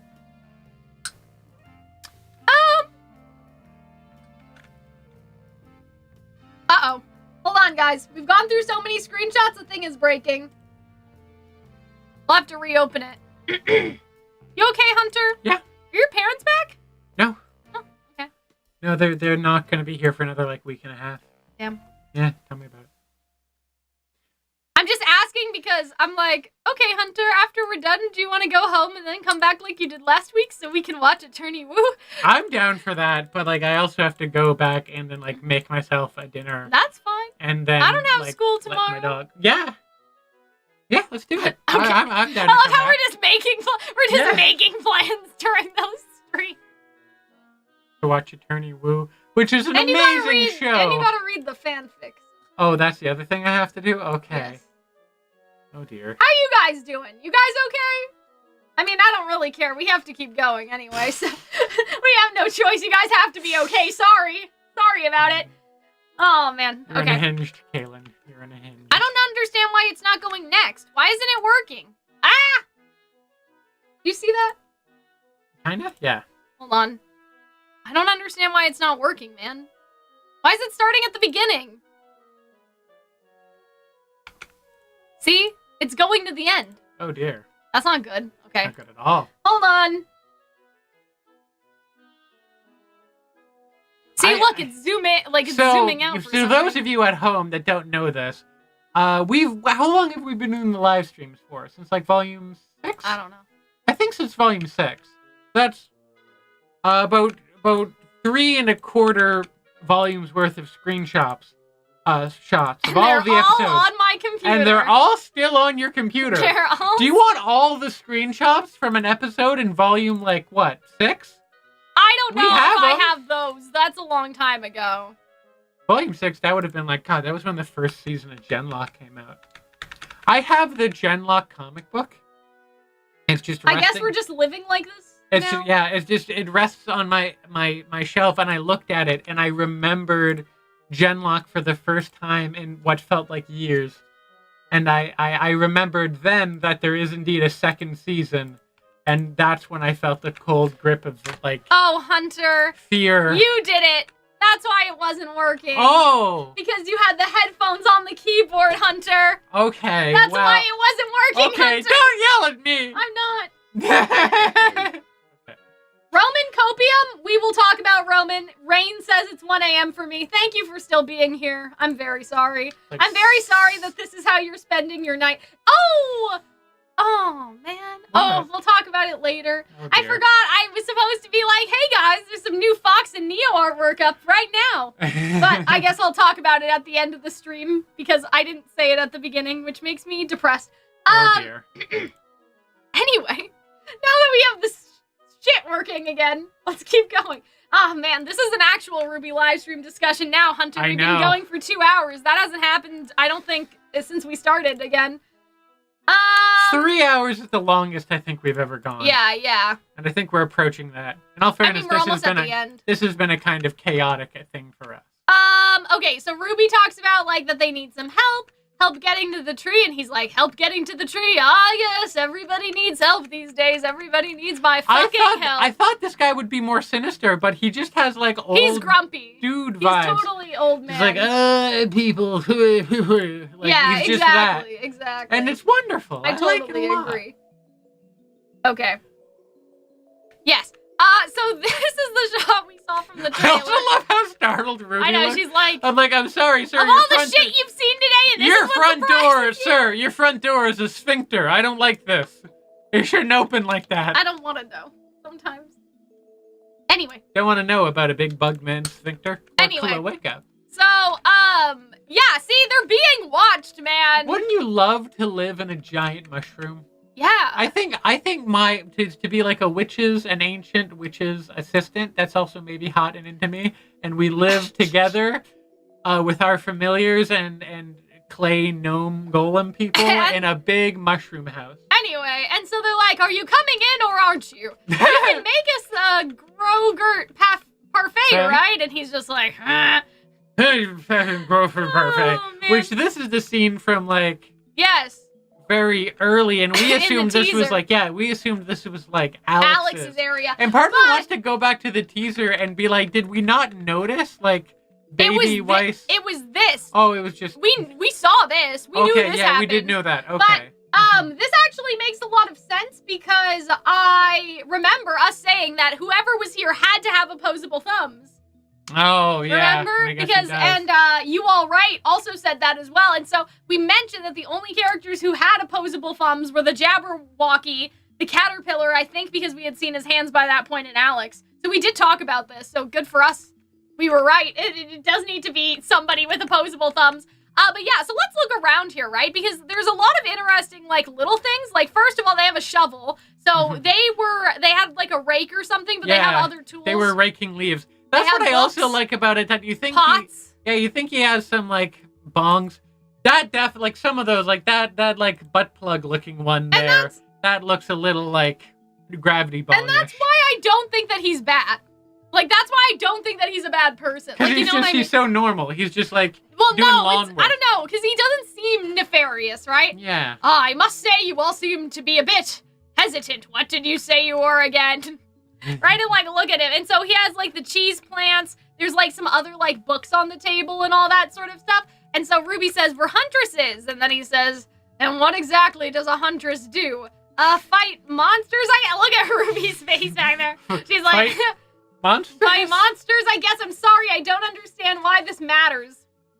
But I love how he's like a stickler for the rules. He's like, you guess? Oh, Yeah. also the little cheese thing. Also, lots of books. A salt lamp. Another, shovel. I hope that in RPX they sell like those like cheese Oh my god. things. You know how like sometimes shows will do that where it's I just like, guess. oh, here's As the Scooby. food from the Here's show. Scooby snacks. Here's the copium, guys.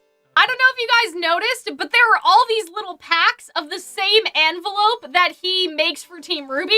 So even if Herb is dead, which I don't think he's dead, I don't know. There was just one person on Twitter who said that, and so I felt like I needed to think of a solution for him not to be dead. But yeah, like I think what's going on back here actually? What is this? Just like Coat or something? I don't know.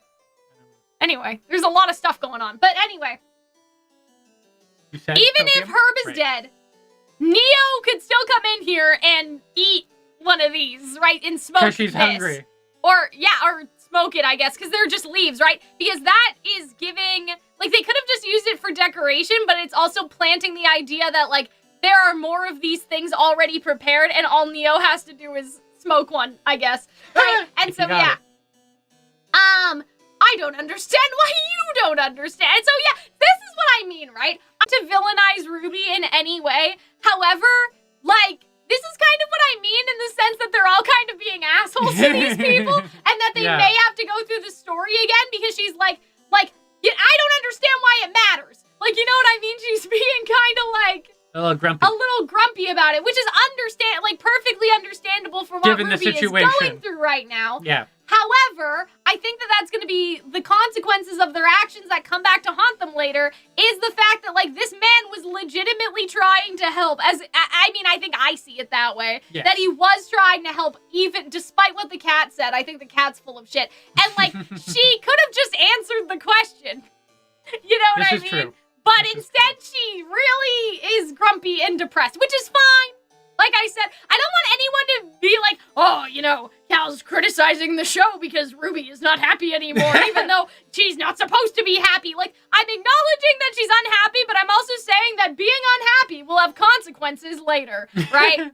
Later on. And it's not necessarily, like, a flaw of, like, you know what I mean? It's not necessarily that I think she's acting out of character. It makes perfect sense. I just think it's going to come back to bite them in the ass.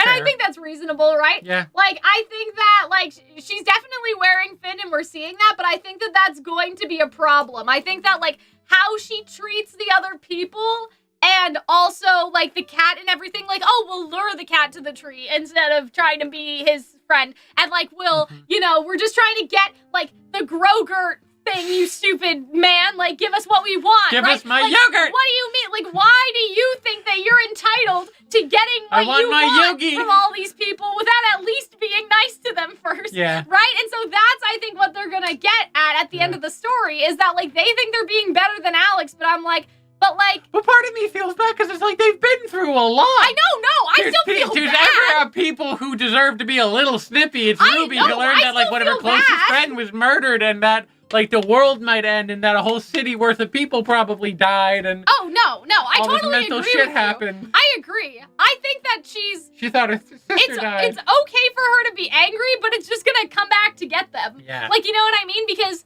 they didn't.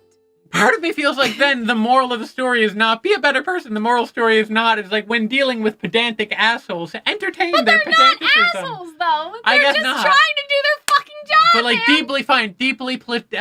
deeply pedantic people. I mean, what are you is not really a cryptic. What does a huntress do is not a cryptic question. I think she just wants to cut to the chase. Oh no, I know she does. I know that. Yeah. You can't expect people to help you if you don't. But she has a point. You know it's just like, yeah, make the fucking yogurt. You don't need my life story. But you know? He needs it to make what he's trying to make. She doesn't know that. I know. But I'm just saying. I think that, like, that's why. But, like, you know. But he says this though. They're just not listening. I don't understand how you don't understand. I want to work as a doctor and then be like, your name is Kaylin. What is a Kaylin? But that's not what he's asking. I give you all he asked was a huntress, right? I know, but just you applying that to the real life, it would be funny. I am a herbalist. I make medicines and remedies to help others on their journeys. It is what I am. So do you know what a huntress is, or do you guess? right? And like, man has a point, you know? And so, yeah, he takes the leaves, and then he weighs them, and there's at least 4 of them, which I think is like 1 per person sort of vibe. And Blake can answer the fucking question, right? The whole point is to show that Ruby's barely holding on. Exactly. Yes. And I think that that's gonna bite them in the ass. For sure. Also, look at how pretty Blake is. I feel like we haven't talked about how pretty they all are, but like, yeah. Queen. But yeah, it's definitely a double-edged sword. I just want to clarify again, I'm not criticizing Ruby for how she's behaving, or the show. I think it makes perfect sense. I'm just saying they're gonna be in some trouble because they did this. And because they didn't give anyone the time of day. Like, because it is a little selfish. If they kind of, you know, if they have a go at Alex for being selfish, I think that this is also a little selfish. You know what I mean? Like, sometimes you have to make polite conversation with people and ask people about their kids and, like, you know, how their son is doing in his university degree, even if you don't really care, just because, you know, they've come over to do something for you. You have to be nice. Ruby is the autistic representation we deserve because she has no use nor interest in small talk and these meaningless rituals. Maybe that's why I see it that way, because I've had to learn that small talk can get you a long way with people, even though that's how I feel. it. Yeah, I understand that too. Yeah. I dislike it as well. Like, I remember, I think this is fine. I remember a couple of weeks ago, I called Arnold, and the first thing I started talking about was this theory I had about the most recent RWBY episode, and he was like, you didn't even ask how my day was. Like, nice to talk to you too, I guess, right? And like, you know, at that time I was sort of like, well, fuck you, asshole. Like, I was here trying to talk about my theory, but now in hindsight, I'm kind of like, yeah, I probably could have said, hi, how's your day going first, instead of launching right into, I don't even remember what it was anymore. I think it was about Neo having the relic. Or something. It was like one of those ones. Or Salem's And I was really excited about it, and so I wanted to talk about it. But like, yeah, like sometimes you have to make small talk with people. Because not everyone is like Hunter, where I can just be like, Hunter, it's 3 a.m, but do you want to hear about my, you know, Fox and Neo? I don't even know how you're doing, but do you want to hear about the dream I had about Fox and Neo? Because that's fine with you. I think that's probably why we get along as well. Yeah, I mean, I agree. Alex didn't have the emotional baggage. Yeah, we don't know. We don't know if she did, really. I don't know. She didn't, like, accept that the world was going to be ended by an evil witch. We don't know what baggage she had, I guess. The autistic urge to immediately info dump? Yeah. Anyway. So he says thank you, right? He's like, yeah, thanks. At least you're helping. Oh, now would you say that you're good huntresses? Now, why you had to ask this, I'm not entirely sure. But fine, right? And so... I feel like, well, because then his dust, like, preys on their insecurities. So that's what I feel like he's doing here, is he's, like, kind of prepping them to be, like, raw with their insecurities. But I think they would come out stronger on the other end if it was not interrupted. I don't know about... I mean, because, like, we have the belief that this dude is just bad news. I don't. Either he's bad news, or like Ruby was about to have a breakthrough before. I think she was. I think she would have gotten and then the cat's actually bad news. We just don't have the context for it. I think maybe Ruby could have gotten to the point where she said, like, you know, yes, my sister does depend on me, but I depend on her too, and she knows that. Like, I can depend on my friends to be here for me. I don't know. Eventually. I don't know. Anyway. I trust the herbalist, me too. Herbalist copium. So yeah, so he puts this down, which is weird, because then what was the point of doing that, and what is he smoking? Right? Like, you know what I mean? So then he says, but you're all making this far more complicated than it needs to be. We all have our titles, our roles to play, but in order to help you become whatever it is you need to become, you should really have a better understanding of what you are now. And I'm like, he's right, though. You know? A little bit, yeah. They hated Jesus because he told them the truth. They hated her because he told the truth. I know. Like, he's literally... And this is how Let the herbalist cook.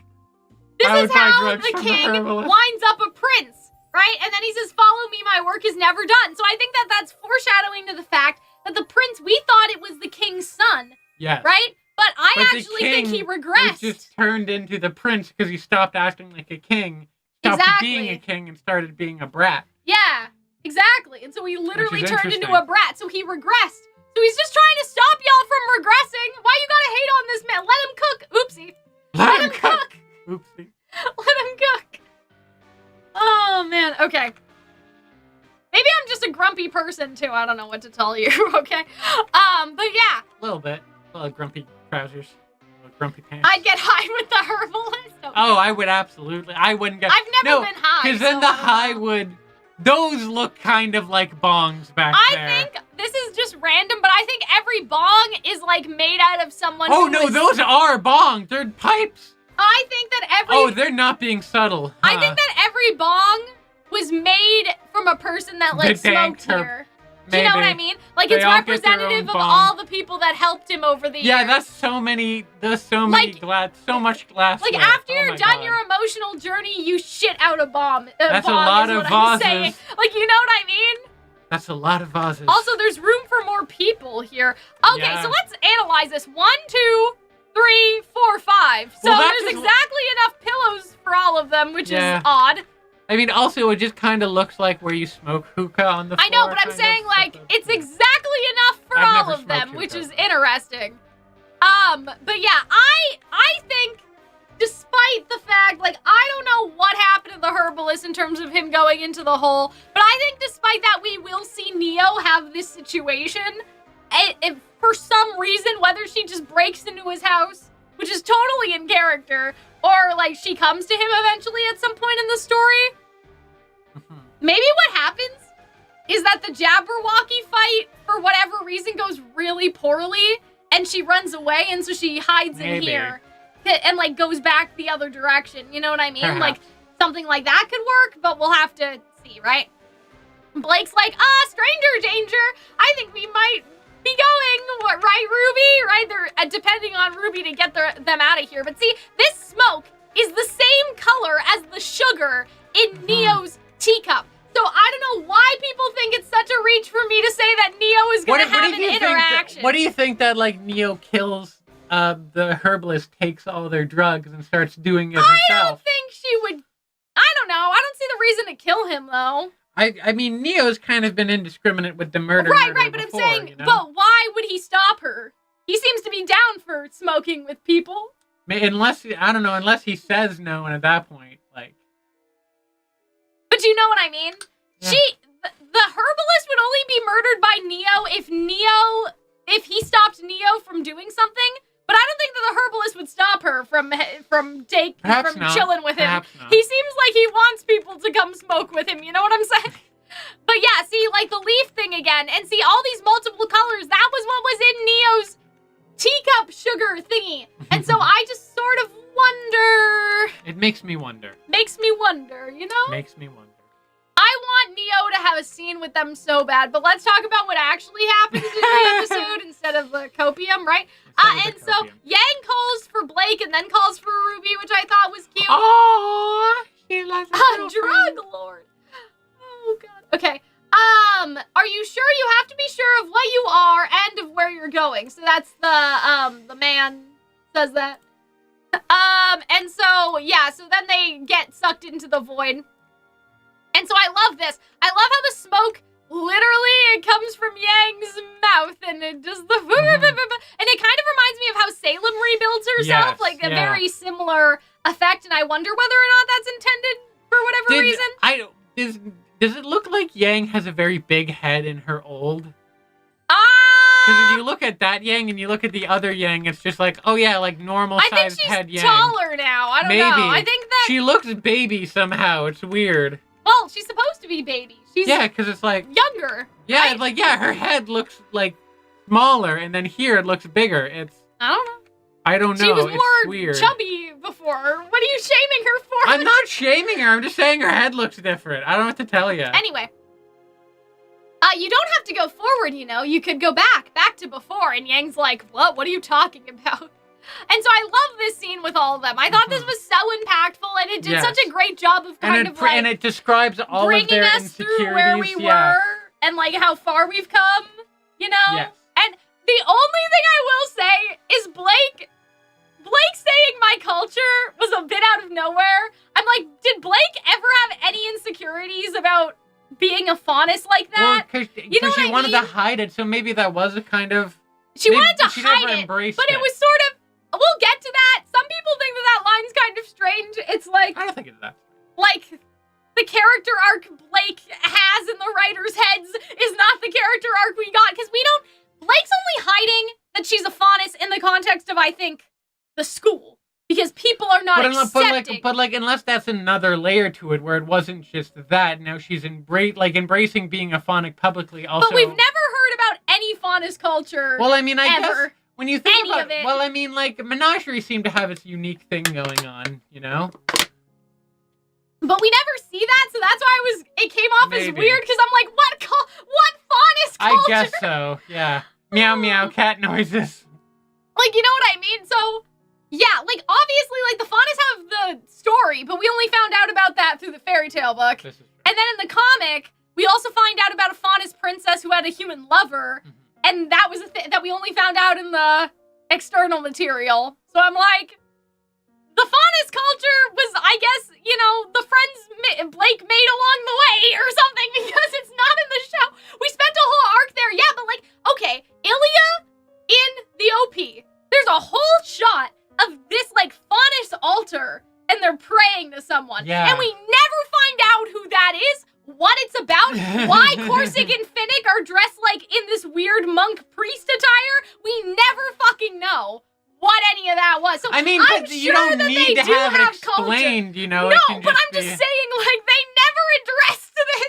Maybe this is her They saying, never like, I addressed want any to cultural embrace it differences more, you know? between the Faunus and the I guess humans. so. They never talked But they don't about address that. it, but they show it. 'Cause I Off-screen forgot about culture. Yeah, that's what I'm saying. Like, it's No, it's off-screen. on screen, you know. What do you mean? And though? they have the tribes, and they have the White Fang is... The White Fang is not culture. The White Fang's a terrorist organization. That's culture. Oh, Hunter, you're saying the best thing to come out of Faunus culture is their terrorism? Yes, they were very good at it. Oh my god. Anyway. But yeah, so... but yeah, I think Community would probably be better, because It didn't bug me so much. I know what chat is saying in What's terms with of... this episode and you getting in the weeds about the smallest details? But yeah, like, maybe they're setting up for some future Faunus info stuff, but like, we already spent time in Menagerie. We should have seen the culture before. That's something... Like the street vendors and everything, That's and just everyone something being proud that about I feel being... like is a trap that like some of the RWBY volumes fall into, is like, I don't know, like Atlas. We talked about this in a different video, but like Atlas has no cultural ways of dress in how I always imagined, I guess, people from Atlas to dress. You know what I mean? Like, because you have Flint, who wears a very like, he kind of has a, I don't know where to put it, but like, musical theater men, like how I imagine Jazzy, because like he has the trilby, but, like, and he classic, has the like if you jazzy, like jazzy. Clyde, how Clyde dresses in like Bonnie and Clyde, Sure. and how he has like his fedora and his like Sunday bet, like, you know, that's how Flint reminds me of. And then there's Weiss, which is different, and so I feel like that like Atlas was always strange because they just dress like Americans, and that is how they dress. Whereas Mistral, at least, like had like, you know, Ren's family obviously had cultural wear. There's the implication that like Vale and Atlas, they kind of dressed similarly because they kind of they were a little more alike in their culture. Whereas in Vacuo, people dress a certain way, and then in Mistral, people dressed a certain way. I don't know. I wanted to see Anastasia the musical costuming for the Atlas arc, I guess. But like, so that's what I kind of mean. Like with Atlas, I think they kind of dropped the ball on that a little bit. Like, because they could have had people in like more, I don't know, less normal modern clothing, I guess. Sure. And so I feel like that, like with the Faunus, that's like another area where Menagerie, they kind of dropped the ball too, in terms of They could have had people dress a certain way and they didn't. The only place that has had that is Mistral. And I expect for Vacuo, it's going to be a lot less organized unless they, like, really give Fox a makeover, you know what I'm saying? Because, like, Fox just wears a vest. You know what I mean? Like, Sure. I don't, like, there's a very thin border between when, like, character costuming is, like, becomes something like Aladdin where there's a lot of, like, Orientalism. You know Sure. what I mean? And so I don't want them to do that. But, like, also, I wish that Fox looked more interesting, I guess. Like, I don't know. Like, Kaleem and Jamil from Twisted Wonderland are probably not the best representation either. There's probably some weird stuff going on with those two. Like, in terms of how Well, they don't need costumes. to dress like they're Persian or Arab. But they I can kind just, of like, would dress like a that. unique I kind way. of would like that, like, a little bit. To have, not everyone, but to have, like, at least certain cultural pieces, I guess. I don't know. Sure. Because, like, they did that basically with Ren, and that's all they did it with. They just did it with Mistral, and that's where it ended. All right. So yeah. The world building is underdeveloped, so that's what I mean. Anyway, I don't know why we started talking about this. We're getting ahead of ourselves. Because you talked about Faunus Blake, culture, yeah. and then you decided to, like, mention, like, Minstrel and Atlas, yeah, who yeah. we're never seeing again. I know. But yeah, Vacuo does have a distinct culture in the books. I just want to see it also through the clothes. I think clothes are important. You know what I mean? In terms of how Sure. they set the setting. And I feel Atlas was not hidden. Like, they know I'm goth, and they also know that you're mental about Neo due to our clothing. But yeah, Vacuo culture has, like, culture as in terms of people's way of life and their habits has been developed in the books. I'm just hoping that, like, I don't know, zhuzh it up a little bit. Give Fox's vest some embroidery or something. Don't just have him wear a fucking vest. Give him a little Have him be something, bedazzled. you know? Dazzle me. Right? You didn't just go dazzle me. Dazzle me, guys. Okay. Dazzle me. Oh, man. Okay. Christ on a cracker. Okay, why would I do that? I also just like, oh, look at my babies back in their old. Also, Blake and her ears are perfect. Why would I do She that? has her bow on again, which I feel like was part of her old outfit, but I feel like is also very. Yeah. It's revealing almost. It's like she's looking in how she used to feel about Exactly. being a Faunus. Make Fox shirtless. 2024. Oh, man. It's simple, really. You could be human or just a cat if you wanted. Really, it's up to you. And I'm just like, those are her choices. She can be a human or a cat. Meow meow. I would honestly pick being a cat. Like and meow see, meow. No, I Salem, wonder- I'm cat. I wonder if that's Meow, what meow. happened to the curious cat. Oh my guy. goodness. Would you rather just be a curious cat for the rest of your life? See, I wonder if the curious cat became the cat because he did the thing. Oh my god. You want to just be, or like, I think it's just like you want to be an animal, like totally abandon your humanity, Right, or would but you what rather? if that's what the cat wanted? Maybe. I know, but I think we're focusing on Blake now. Oh, you no, can't, we You are. can't escape. You're just thinking about butterflies and the cat. You I can't know, I'm focus on just the saying, main what if character this of is the what show. happened to the cat and Alex? Sure. And that's why they became animals, right? Okay. Like I said, it's much simpler. Simpler than trying to be a bridge between the humans and Faunus. Are you okay? Sorry, I'm just. Why struggle with that responsibility? And so I like Blake's ear twitch here because she's actually thinking about it, I think. Like she's kind of like saddened by that. Like I like the change to sort of show she's actually considering it, I think.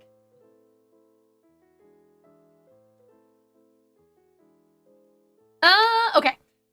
The Schnee name, why bother anymore? What does it even stand for now? Instead, you could be a nobody. Could you imagine? Not a single bit of baggage upon your shoulders. Isn't that what you want? To be free? And I love this, like, Weiss and how she's standing, like, very Yeah, I know. prim and proper. It's so, like, volume 1. Yeah, it Weiss. reminds. It's yeah.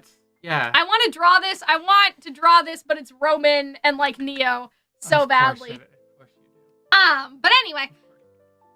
But we're gonna see it, Hunter. I know we are. I know. Okay. To be something simpler, and then to be whole again. And so Yang says, no! And I love that. I love this. No. My losses, my failures, those more than anything have shaped me into who I am. Showed me how I need to grow.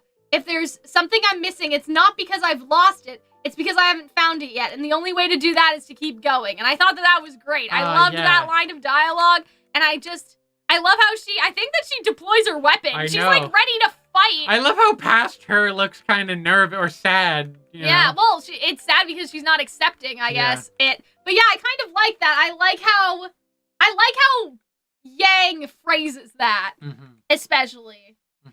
Yeah, and I thought that was, I don't know, it was a really good callback to like Volume 4 and everything. Volume 4 and then Volume 5 with her mom and moving forward and not running away. I really enjoyed that. And like how Taiyang was saying, oh, you know, you should have been smarter or you wouldn't have lost your arm. Like he makes that joke. I think that it's kind of like, yeah, Yang has learned from that.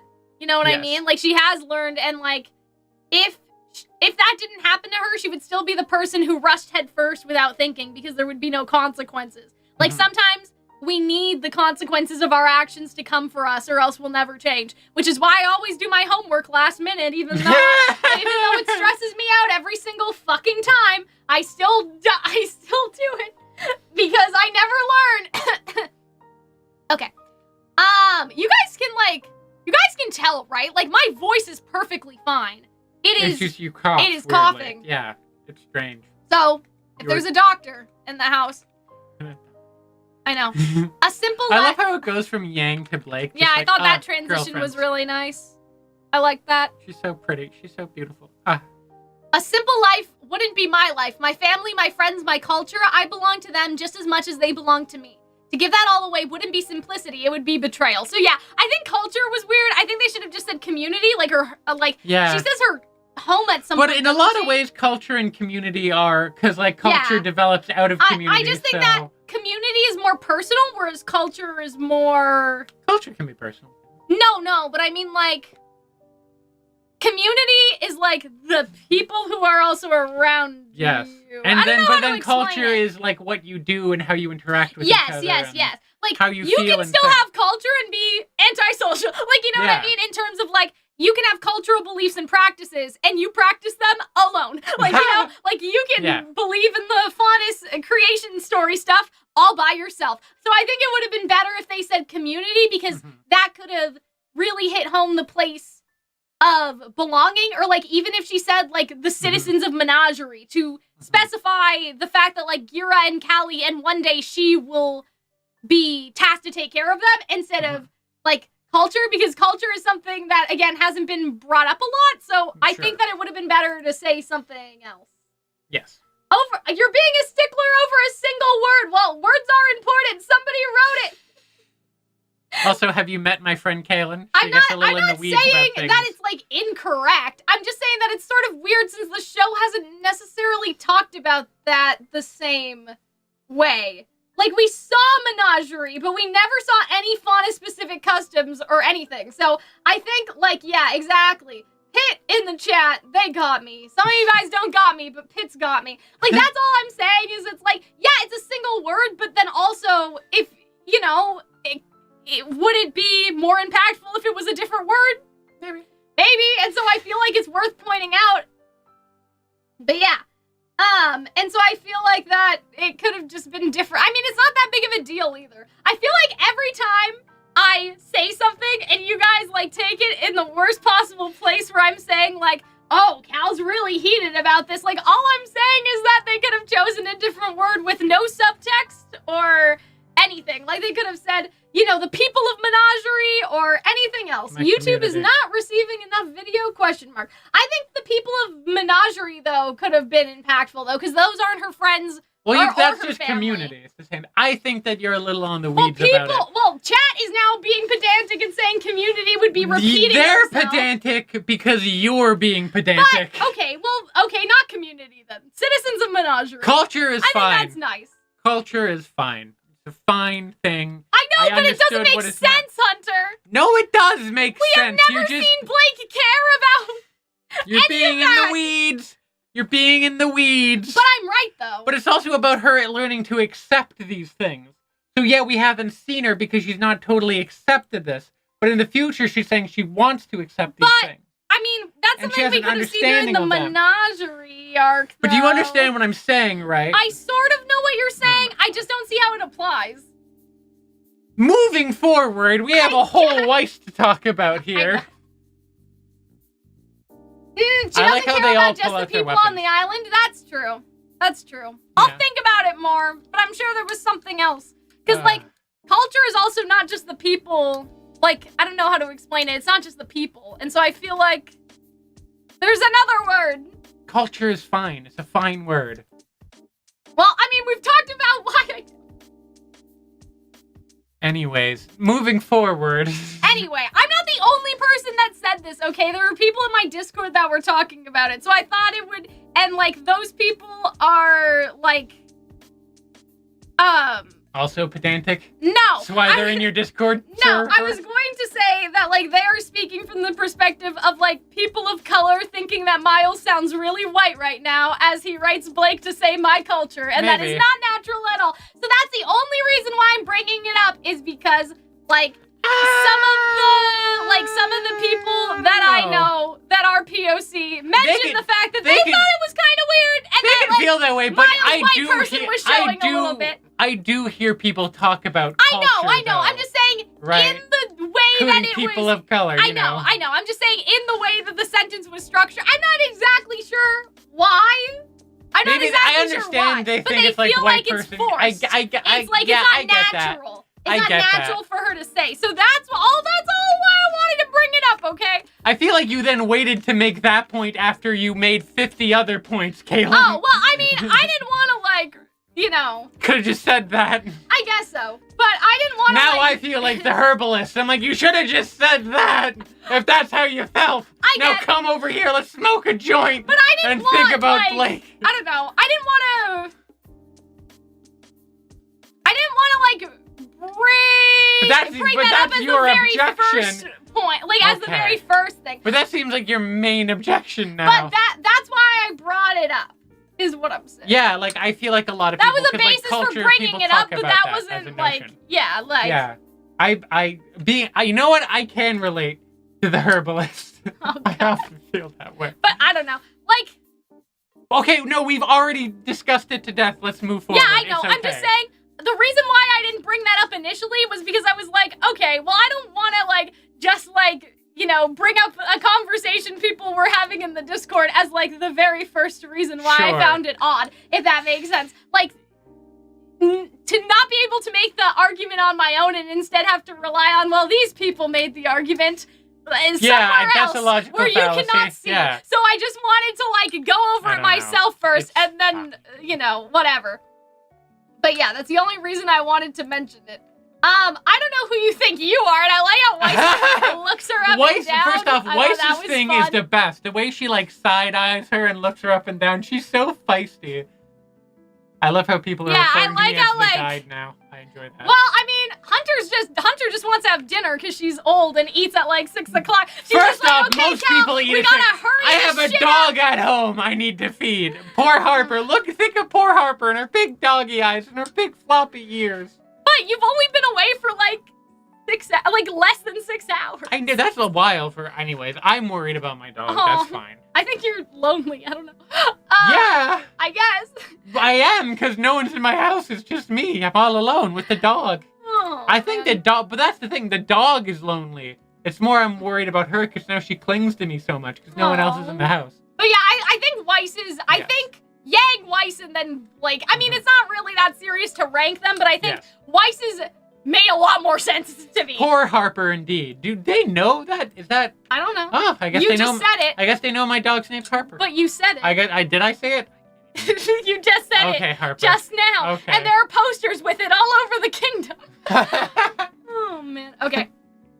I don't know who you think you are, but let me tell you who I am. I'm the granddaughter of a hero and the child of a villain. That was raw. I don't care so dope. if people think it's cringe. I think it was raw. I don't care. I love it so much. It's so great. I'm the citizen of a fallen kingdom and the heir to nothing. And so I love this. I will not be defined by my name. I am not a nepotism baby. Go fuck yourself. I will be the one to define it. And I love this. I love how they all say that they are a huntress, and then it just goes to silence. That contrast is, mwah, I love it so much. And then just Ruby's evil self being like, you don't have to be anything. You don't have to be Ruby Rose. You don't have to be a Silver Eye Warrior. You don't have to save the day. Something else that they do in this scene is so they do great. the eye cover again. Whenever Ruby's sad, they cover one of her eyes. That's why I... Oh yeah, so this was fucked up, man. So, are you a huntress like the ones you read about in Also, the just books? the contrast between, like, are you depressed? Do you hate yourself? Do you want to give up? And how perky also, she is? I would like to talk about the framing of the scene a little bit, just because this is something I learned in school, kind of like an upstaging thing. So, if you want to upstage an actor, you can walk in front of them, but you can also stand while they are sitting, and like other height differences, and like that's how you gain the power back in a scene. And so in the previous scenes, Weiss, right, they were both standing up equal, like face to face, but Ruby is on the floor, and that's like representative of the fact that the past Ruby has more power, which I'm sure that you guys already understood because she's like literally kneeling and sat on the ground and stuff, but I think it's interesting. The power positions are actually very important. The Chad Ruby. The incel Ruby. Oh, God. But yeah, the Chad Ruby. Don't you just want to die?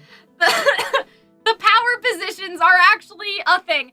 It's always funny because, like, sometimes I wonder, because we learned this in acting school, right? But, like, I guess directors would know that. It's just interesting to see how stuff that they teach us as actors kind of directs, or, pops up with direction. Yeah, like, corresponds with directors who are directing animated people that aren't real, because they have to pretend, like, all of the characters in the show are little meat puppets that are telling the story. Like, all the characters in the show are the actors, and they need to make them act like actors would, right?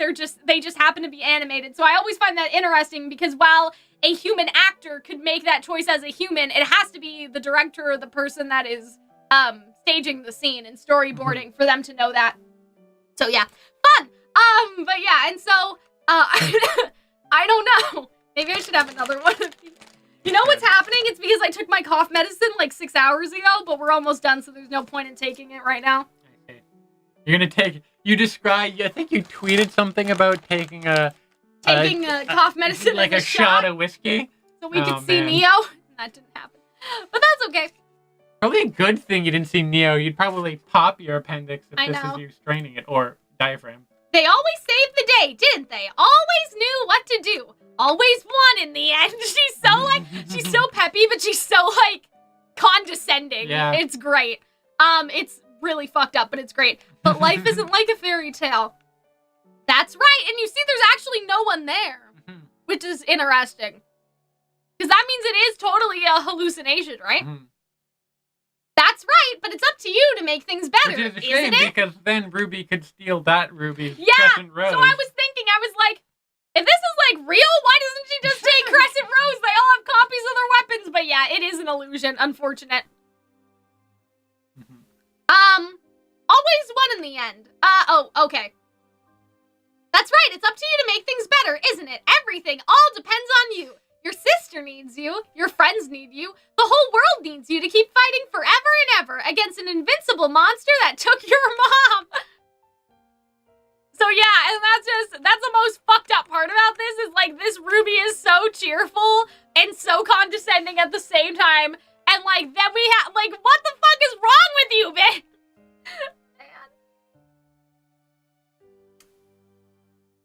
Cal, your health isn't for us, it's for you. Take the cough medicine, I guess, but, like, I have to go to bed soon, so I'll have to take different medicine. It's already 6 o'clock, you know what I'm saying? I'm okay.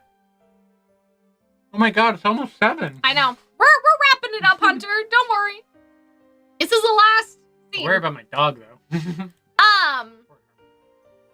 And Mom was the best, but even she failed. And that doesn't seem fair. None of this seems fair. And so I like how it's appealing to Ruby's sense of, like, justice in a way, in terms of fairness and unfairness. And I wonder, like, not to be that person, because I know we're supposed to be talking about RWBY right now. Oh, no. What is it? But I just wonder, like, if we get this scene with Neo, I wonder if it'll be a similar sentiment. I want to create a timer, and I click it every time. Or a counter, and I click it every time you mention Neo. Because I totally think I could see Roman saying, like, you know, you lost your entire family and then you lost me. That doesn't seem very fair. None of this seems fair. Like, I can see that because, like, even though Neo is a bad person, she has, like, an interesting concept of, like, fairness. Like, you know what I mean? I guess so. In the sense of what she thinks is unfair towards her and, like, injustice towards her specifically. So I wonder if there will be a parallel if Roman does pop up to talk to Neo, if he will say, like, none of this seems very fair.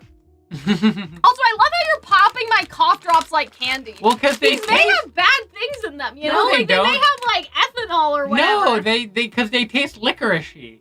And they're nice. It tastes like... I love black licorice, so... Yeah, but Hunter, these aren't candy, you know? They're lozenges. Lozenges aren't medicated. They don't have anything bad in them. They may be medicated. Can someone look this up? It's all in Italian, It is. so... Anyway, they're called Golia. Anyway. I'm probably fine. We'll figure that out later. If this is how I die, it's how I die. Damn. But yeah, not to be that person, but I can see this happening again with Roman, and we'll talk about that at the end of the stream. And possibly in its own video, I don't know. Ethanol. LOL. Oh no, not ethanol. Hunter being the first person to OD on cough drops. It's just candy? Really? It's not. No, my grandfather gave it to me anyway. I thought it was helping. Because it has that kind of minty feeling. Yeah. So I feel like it might help, but then who knows? What am I supposed to do? You can do whatever you want. Be whoever you want. You don't even have to be Ruby Rose. So what are you gonna be? And I'm like, that's not good. You know, she doesn't even have another option for her, which is funny. Weiss says to be a nobody. I'm gonna be cat, meow meow. Yang says to get her arm back. And Blake says you can be a human or a cat. But this Ruby doesn't even have an option. Like, doesn't even have an alternative option for who she would be or what she would turn into. Which I think is fascinating. I think that has very interesting implications. And is very ominous. Yeah, I definitely think that John gave up. I think that he gave up. Also all by his lonesome. I think that this happened. But yeah, I don't know what exactly Ruby would become, I guess. But it's interesting. But it's not like you don't want to be Ruby Rose. You don't want to be the hero with silver eyes that are going to save the day. So what do you want to be? She doesn't even... Everybody else knows what they wouldn't want to be. She doesn't want to be Ruby because Ruby is currently, like, burdened with saving the world. Oh, I know, but I'm saying, like, everybody at least knows in their head what the alternative would be. Right? Like, for Weiss, it's a nobody. She's at least thought about that at least once. Like, oh, I could be a nobody. I wish I were a nobody. But Ruby doesn't actually have a plan for what she would want. And I think that's interesting. You know? Yeah, I got you.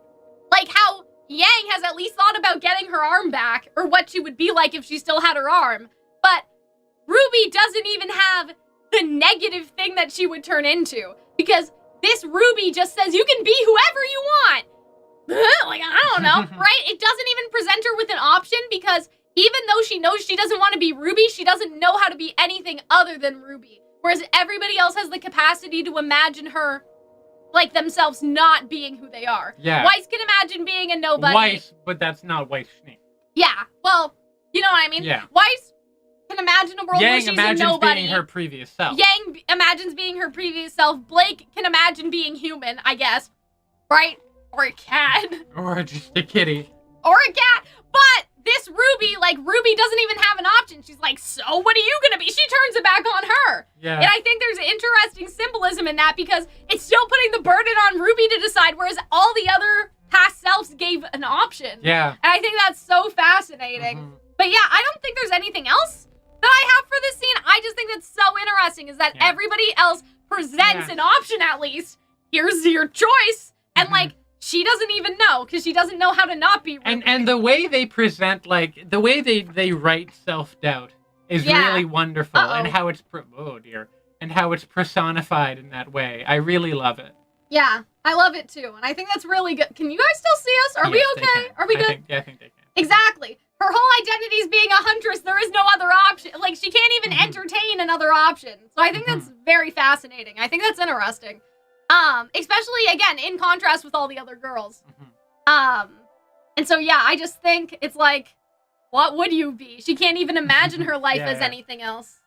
So, I think that's why it's like, okay, well, what do you want to be? And it's like, aren't you supposed to fucking tell me? You want helpful piece of shit? Like, that's how I imagine Ruby is in her A head. little bit, yeah.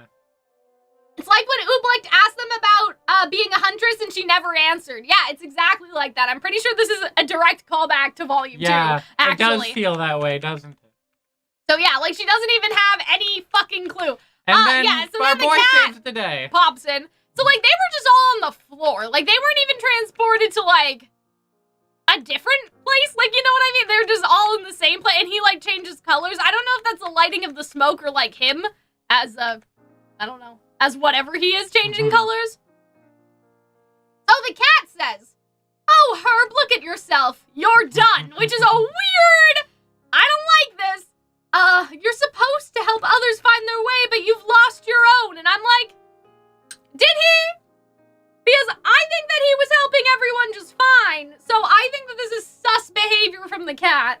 And I would ask, like, I don't know. I don't think I can ask anybody, like, for clarification. Like, you know what I mean, in terms of RWBY, because it might be a spoiler. I know Aaron had a funny tweet where they just posted, like, they seem to know each other, and then they were, like, exes. Oh, okay. I like the idea that they used to date. That's funny. Oh, there's no medical ingredients, just licorice and mint? So I've been just popping licorice all day? These aren't even helping? That's great. Anyway. They're delicious. I like them. I think that the herbalist is, like, being manipulated by the cat right now. I don't know if anybody else feels that, but I legitimately think that, like, maybe they're... Oh, does the cat look different? Chat is saying the cat looks different than before. It could just be the lighting. He does look a bit more green. Yeah, does look a little more green. I mean, the herbalist was helping, though. I believe he was helping. Look at his little paw, and I love how he can do the, like, change of heart, like he can control people's emotions. Yeah. That's a very interesting power for them to have. Please let me help and take a little bit of my heart. You'll feel much better.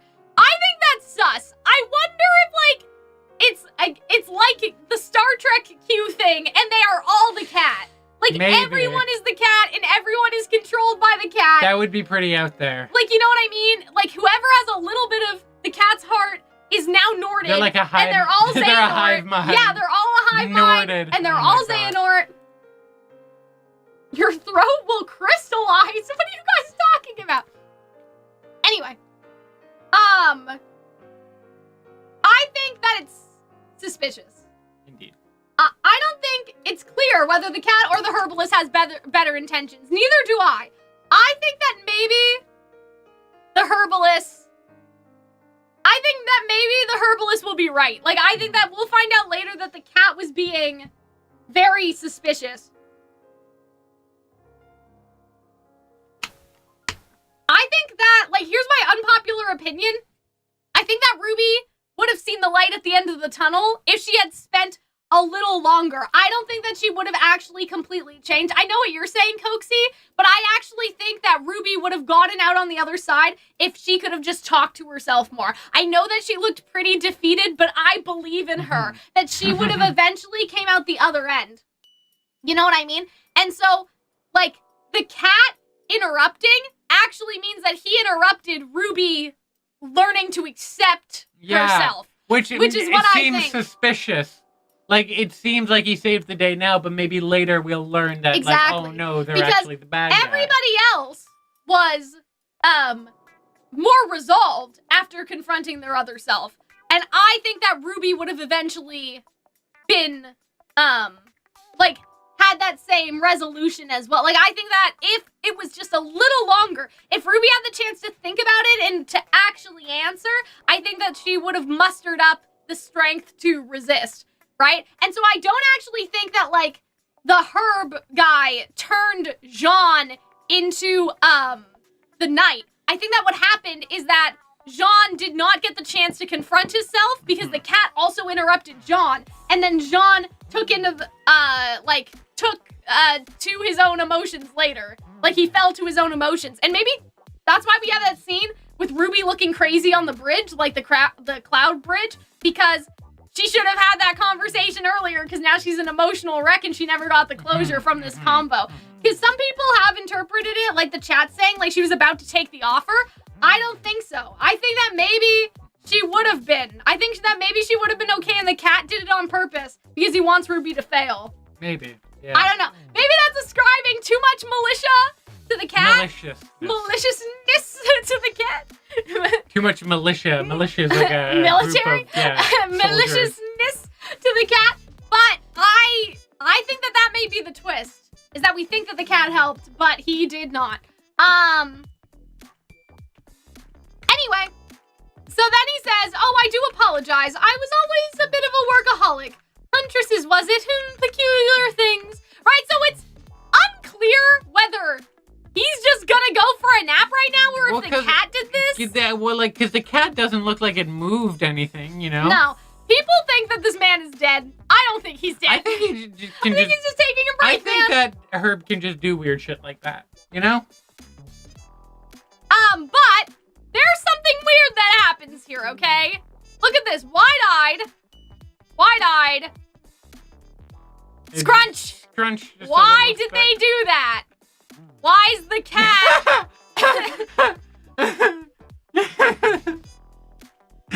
I don't know. Yeah, the cat's very controlling of the prince and the herbalist. That's what I'm saying, man.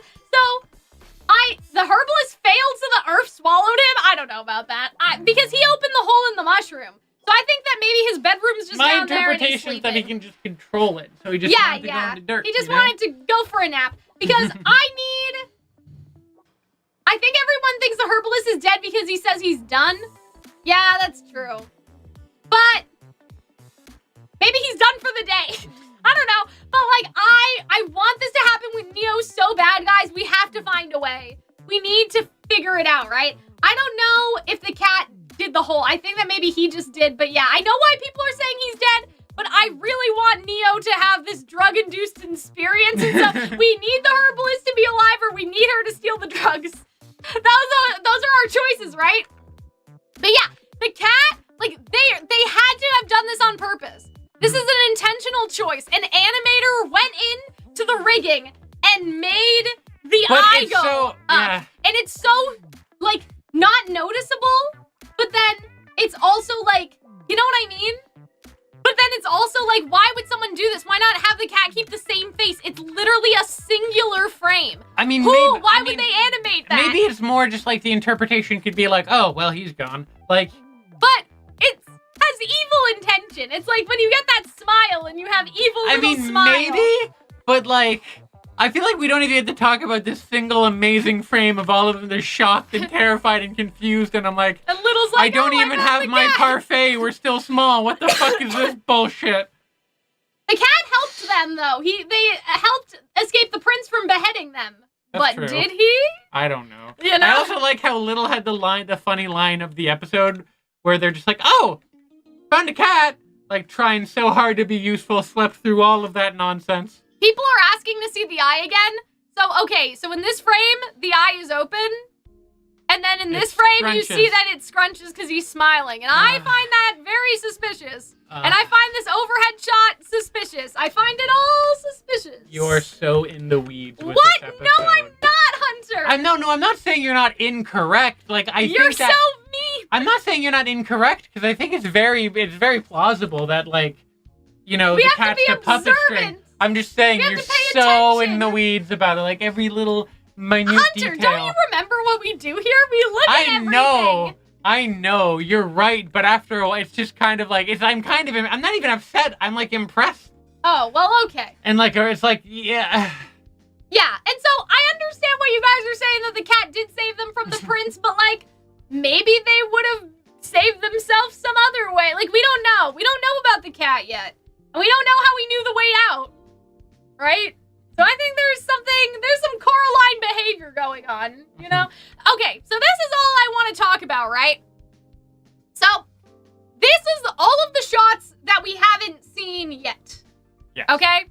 So there's this, which is interesting because the cat says that the toy people live in their acre, and that's where they live. And he doesn't say they don't leave, but it's interesting to see the toy choice here, because I guess even if you're from a different acre, you can come here. You can move around. I guess it also Jinxie. doesn't look like it's. You know what? Never mind. No, that is in the luminescent forest. Yeah. And so then they go here, but Team RWBY is still small because you can see them sort of very blurry. So these are scenes again from that we haven't seen yet, right? So this is all the luminescent stuff. See, this scene, like the cat's not there, so maybe that's who's looking at her, but I'm kind of getting that, like, this is where the Jabberwocky fight happened. Oh, wait, the cat's right there. Yes. So I don't know if she just can't see him, but I'm assuming she can hear him if he's talking. So, yeah, I don't know, but I'm sort of thinking Little's been moving through the acres just fine. Yeah, I know, but he was, like, kidnapped.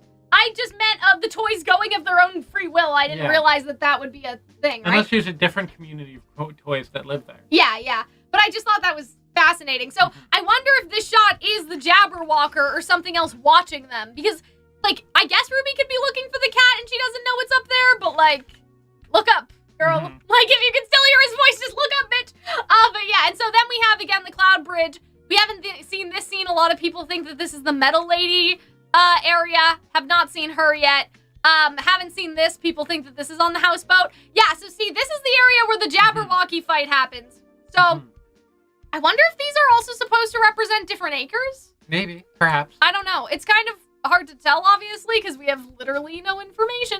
But, like, this red one could be something. But yeah, so I'm wondering. So, back to, bird theories and stuff. Could the cat be Roman? No. Relax.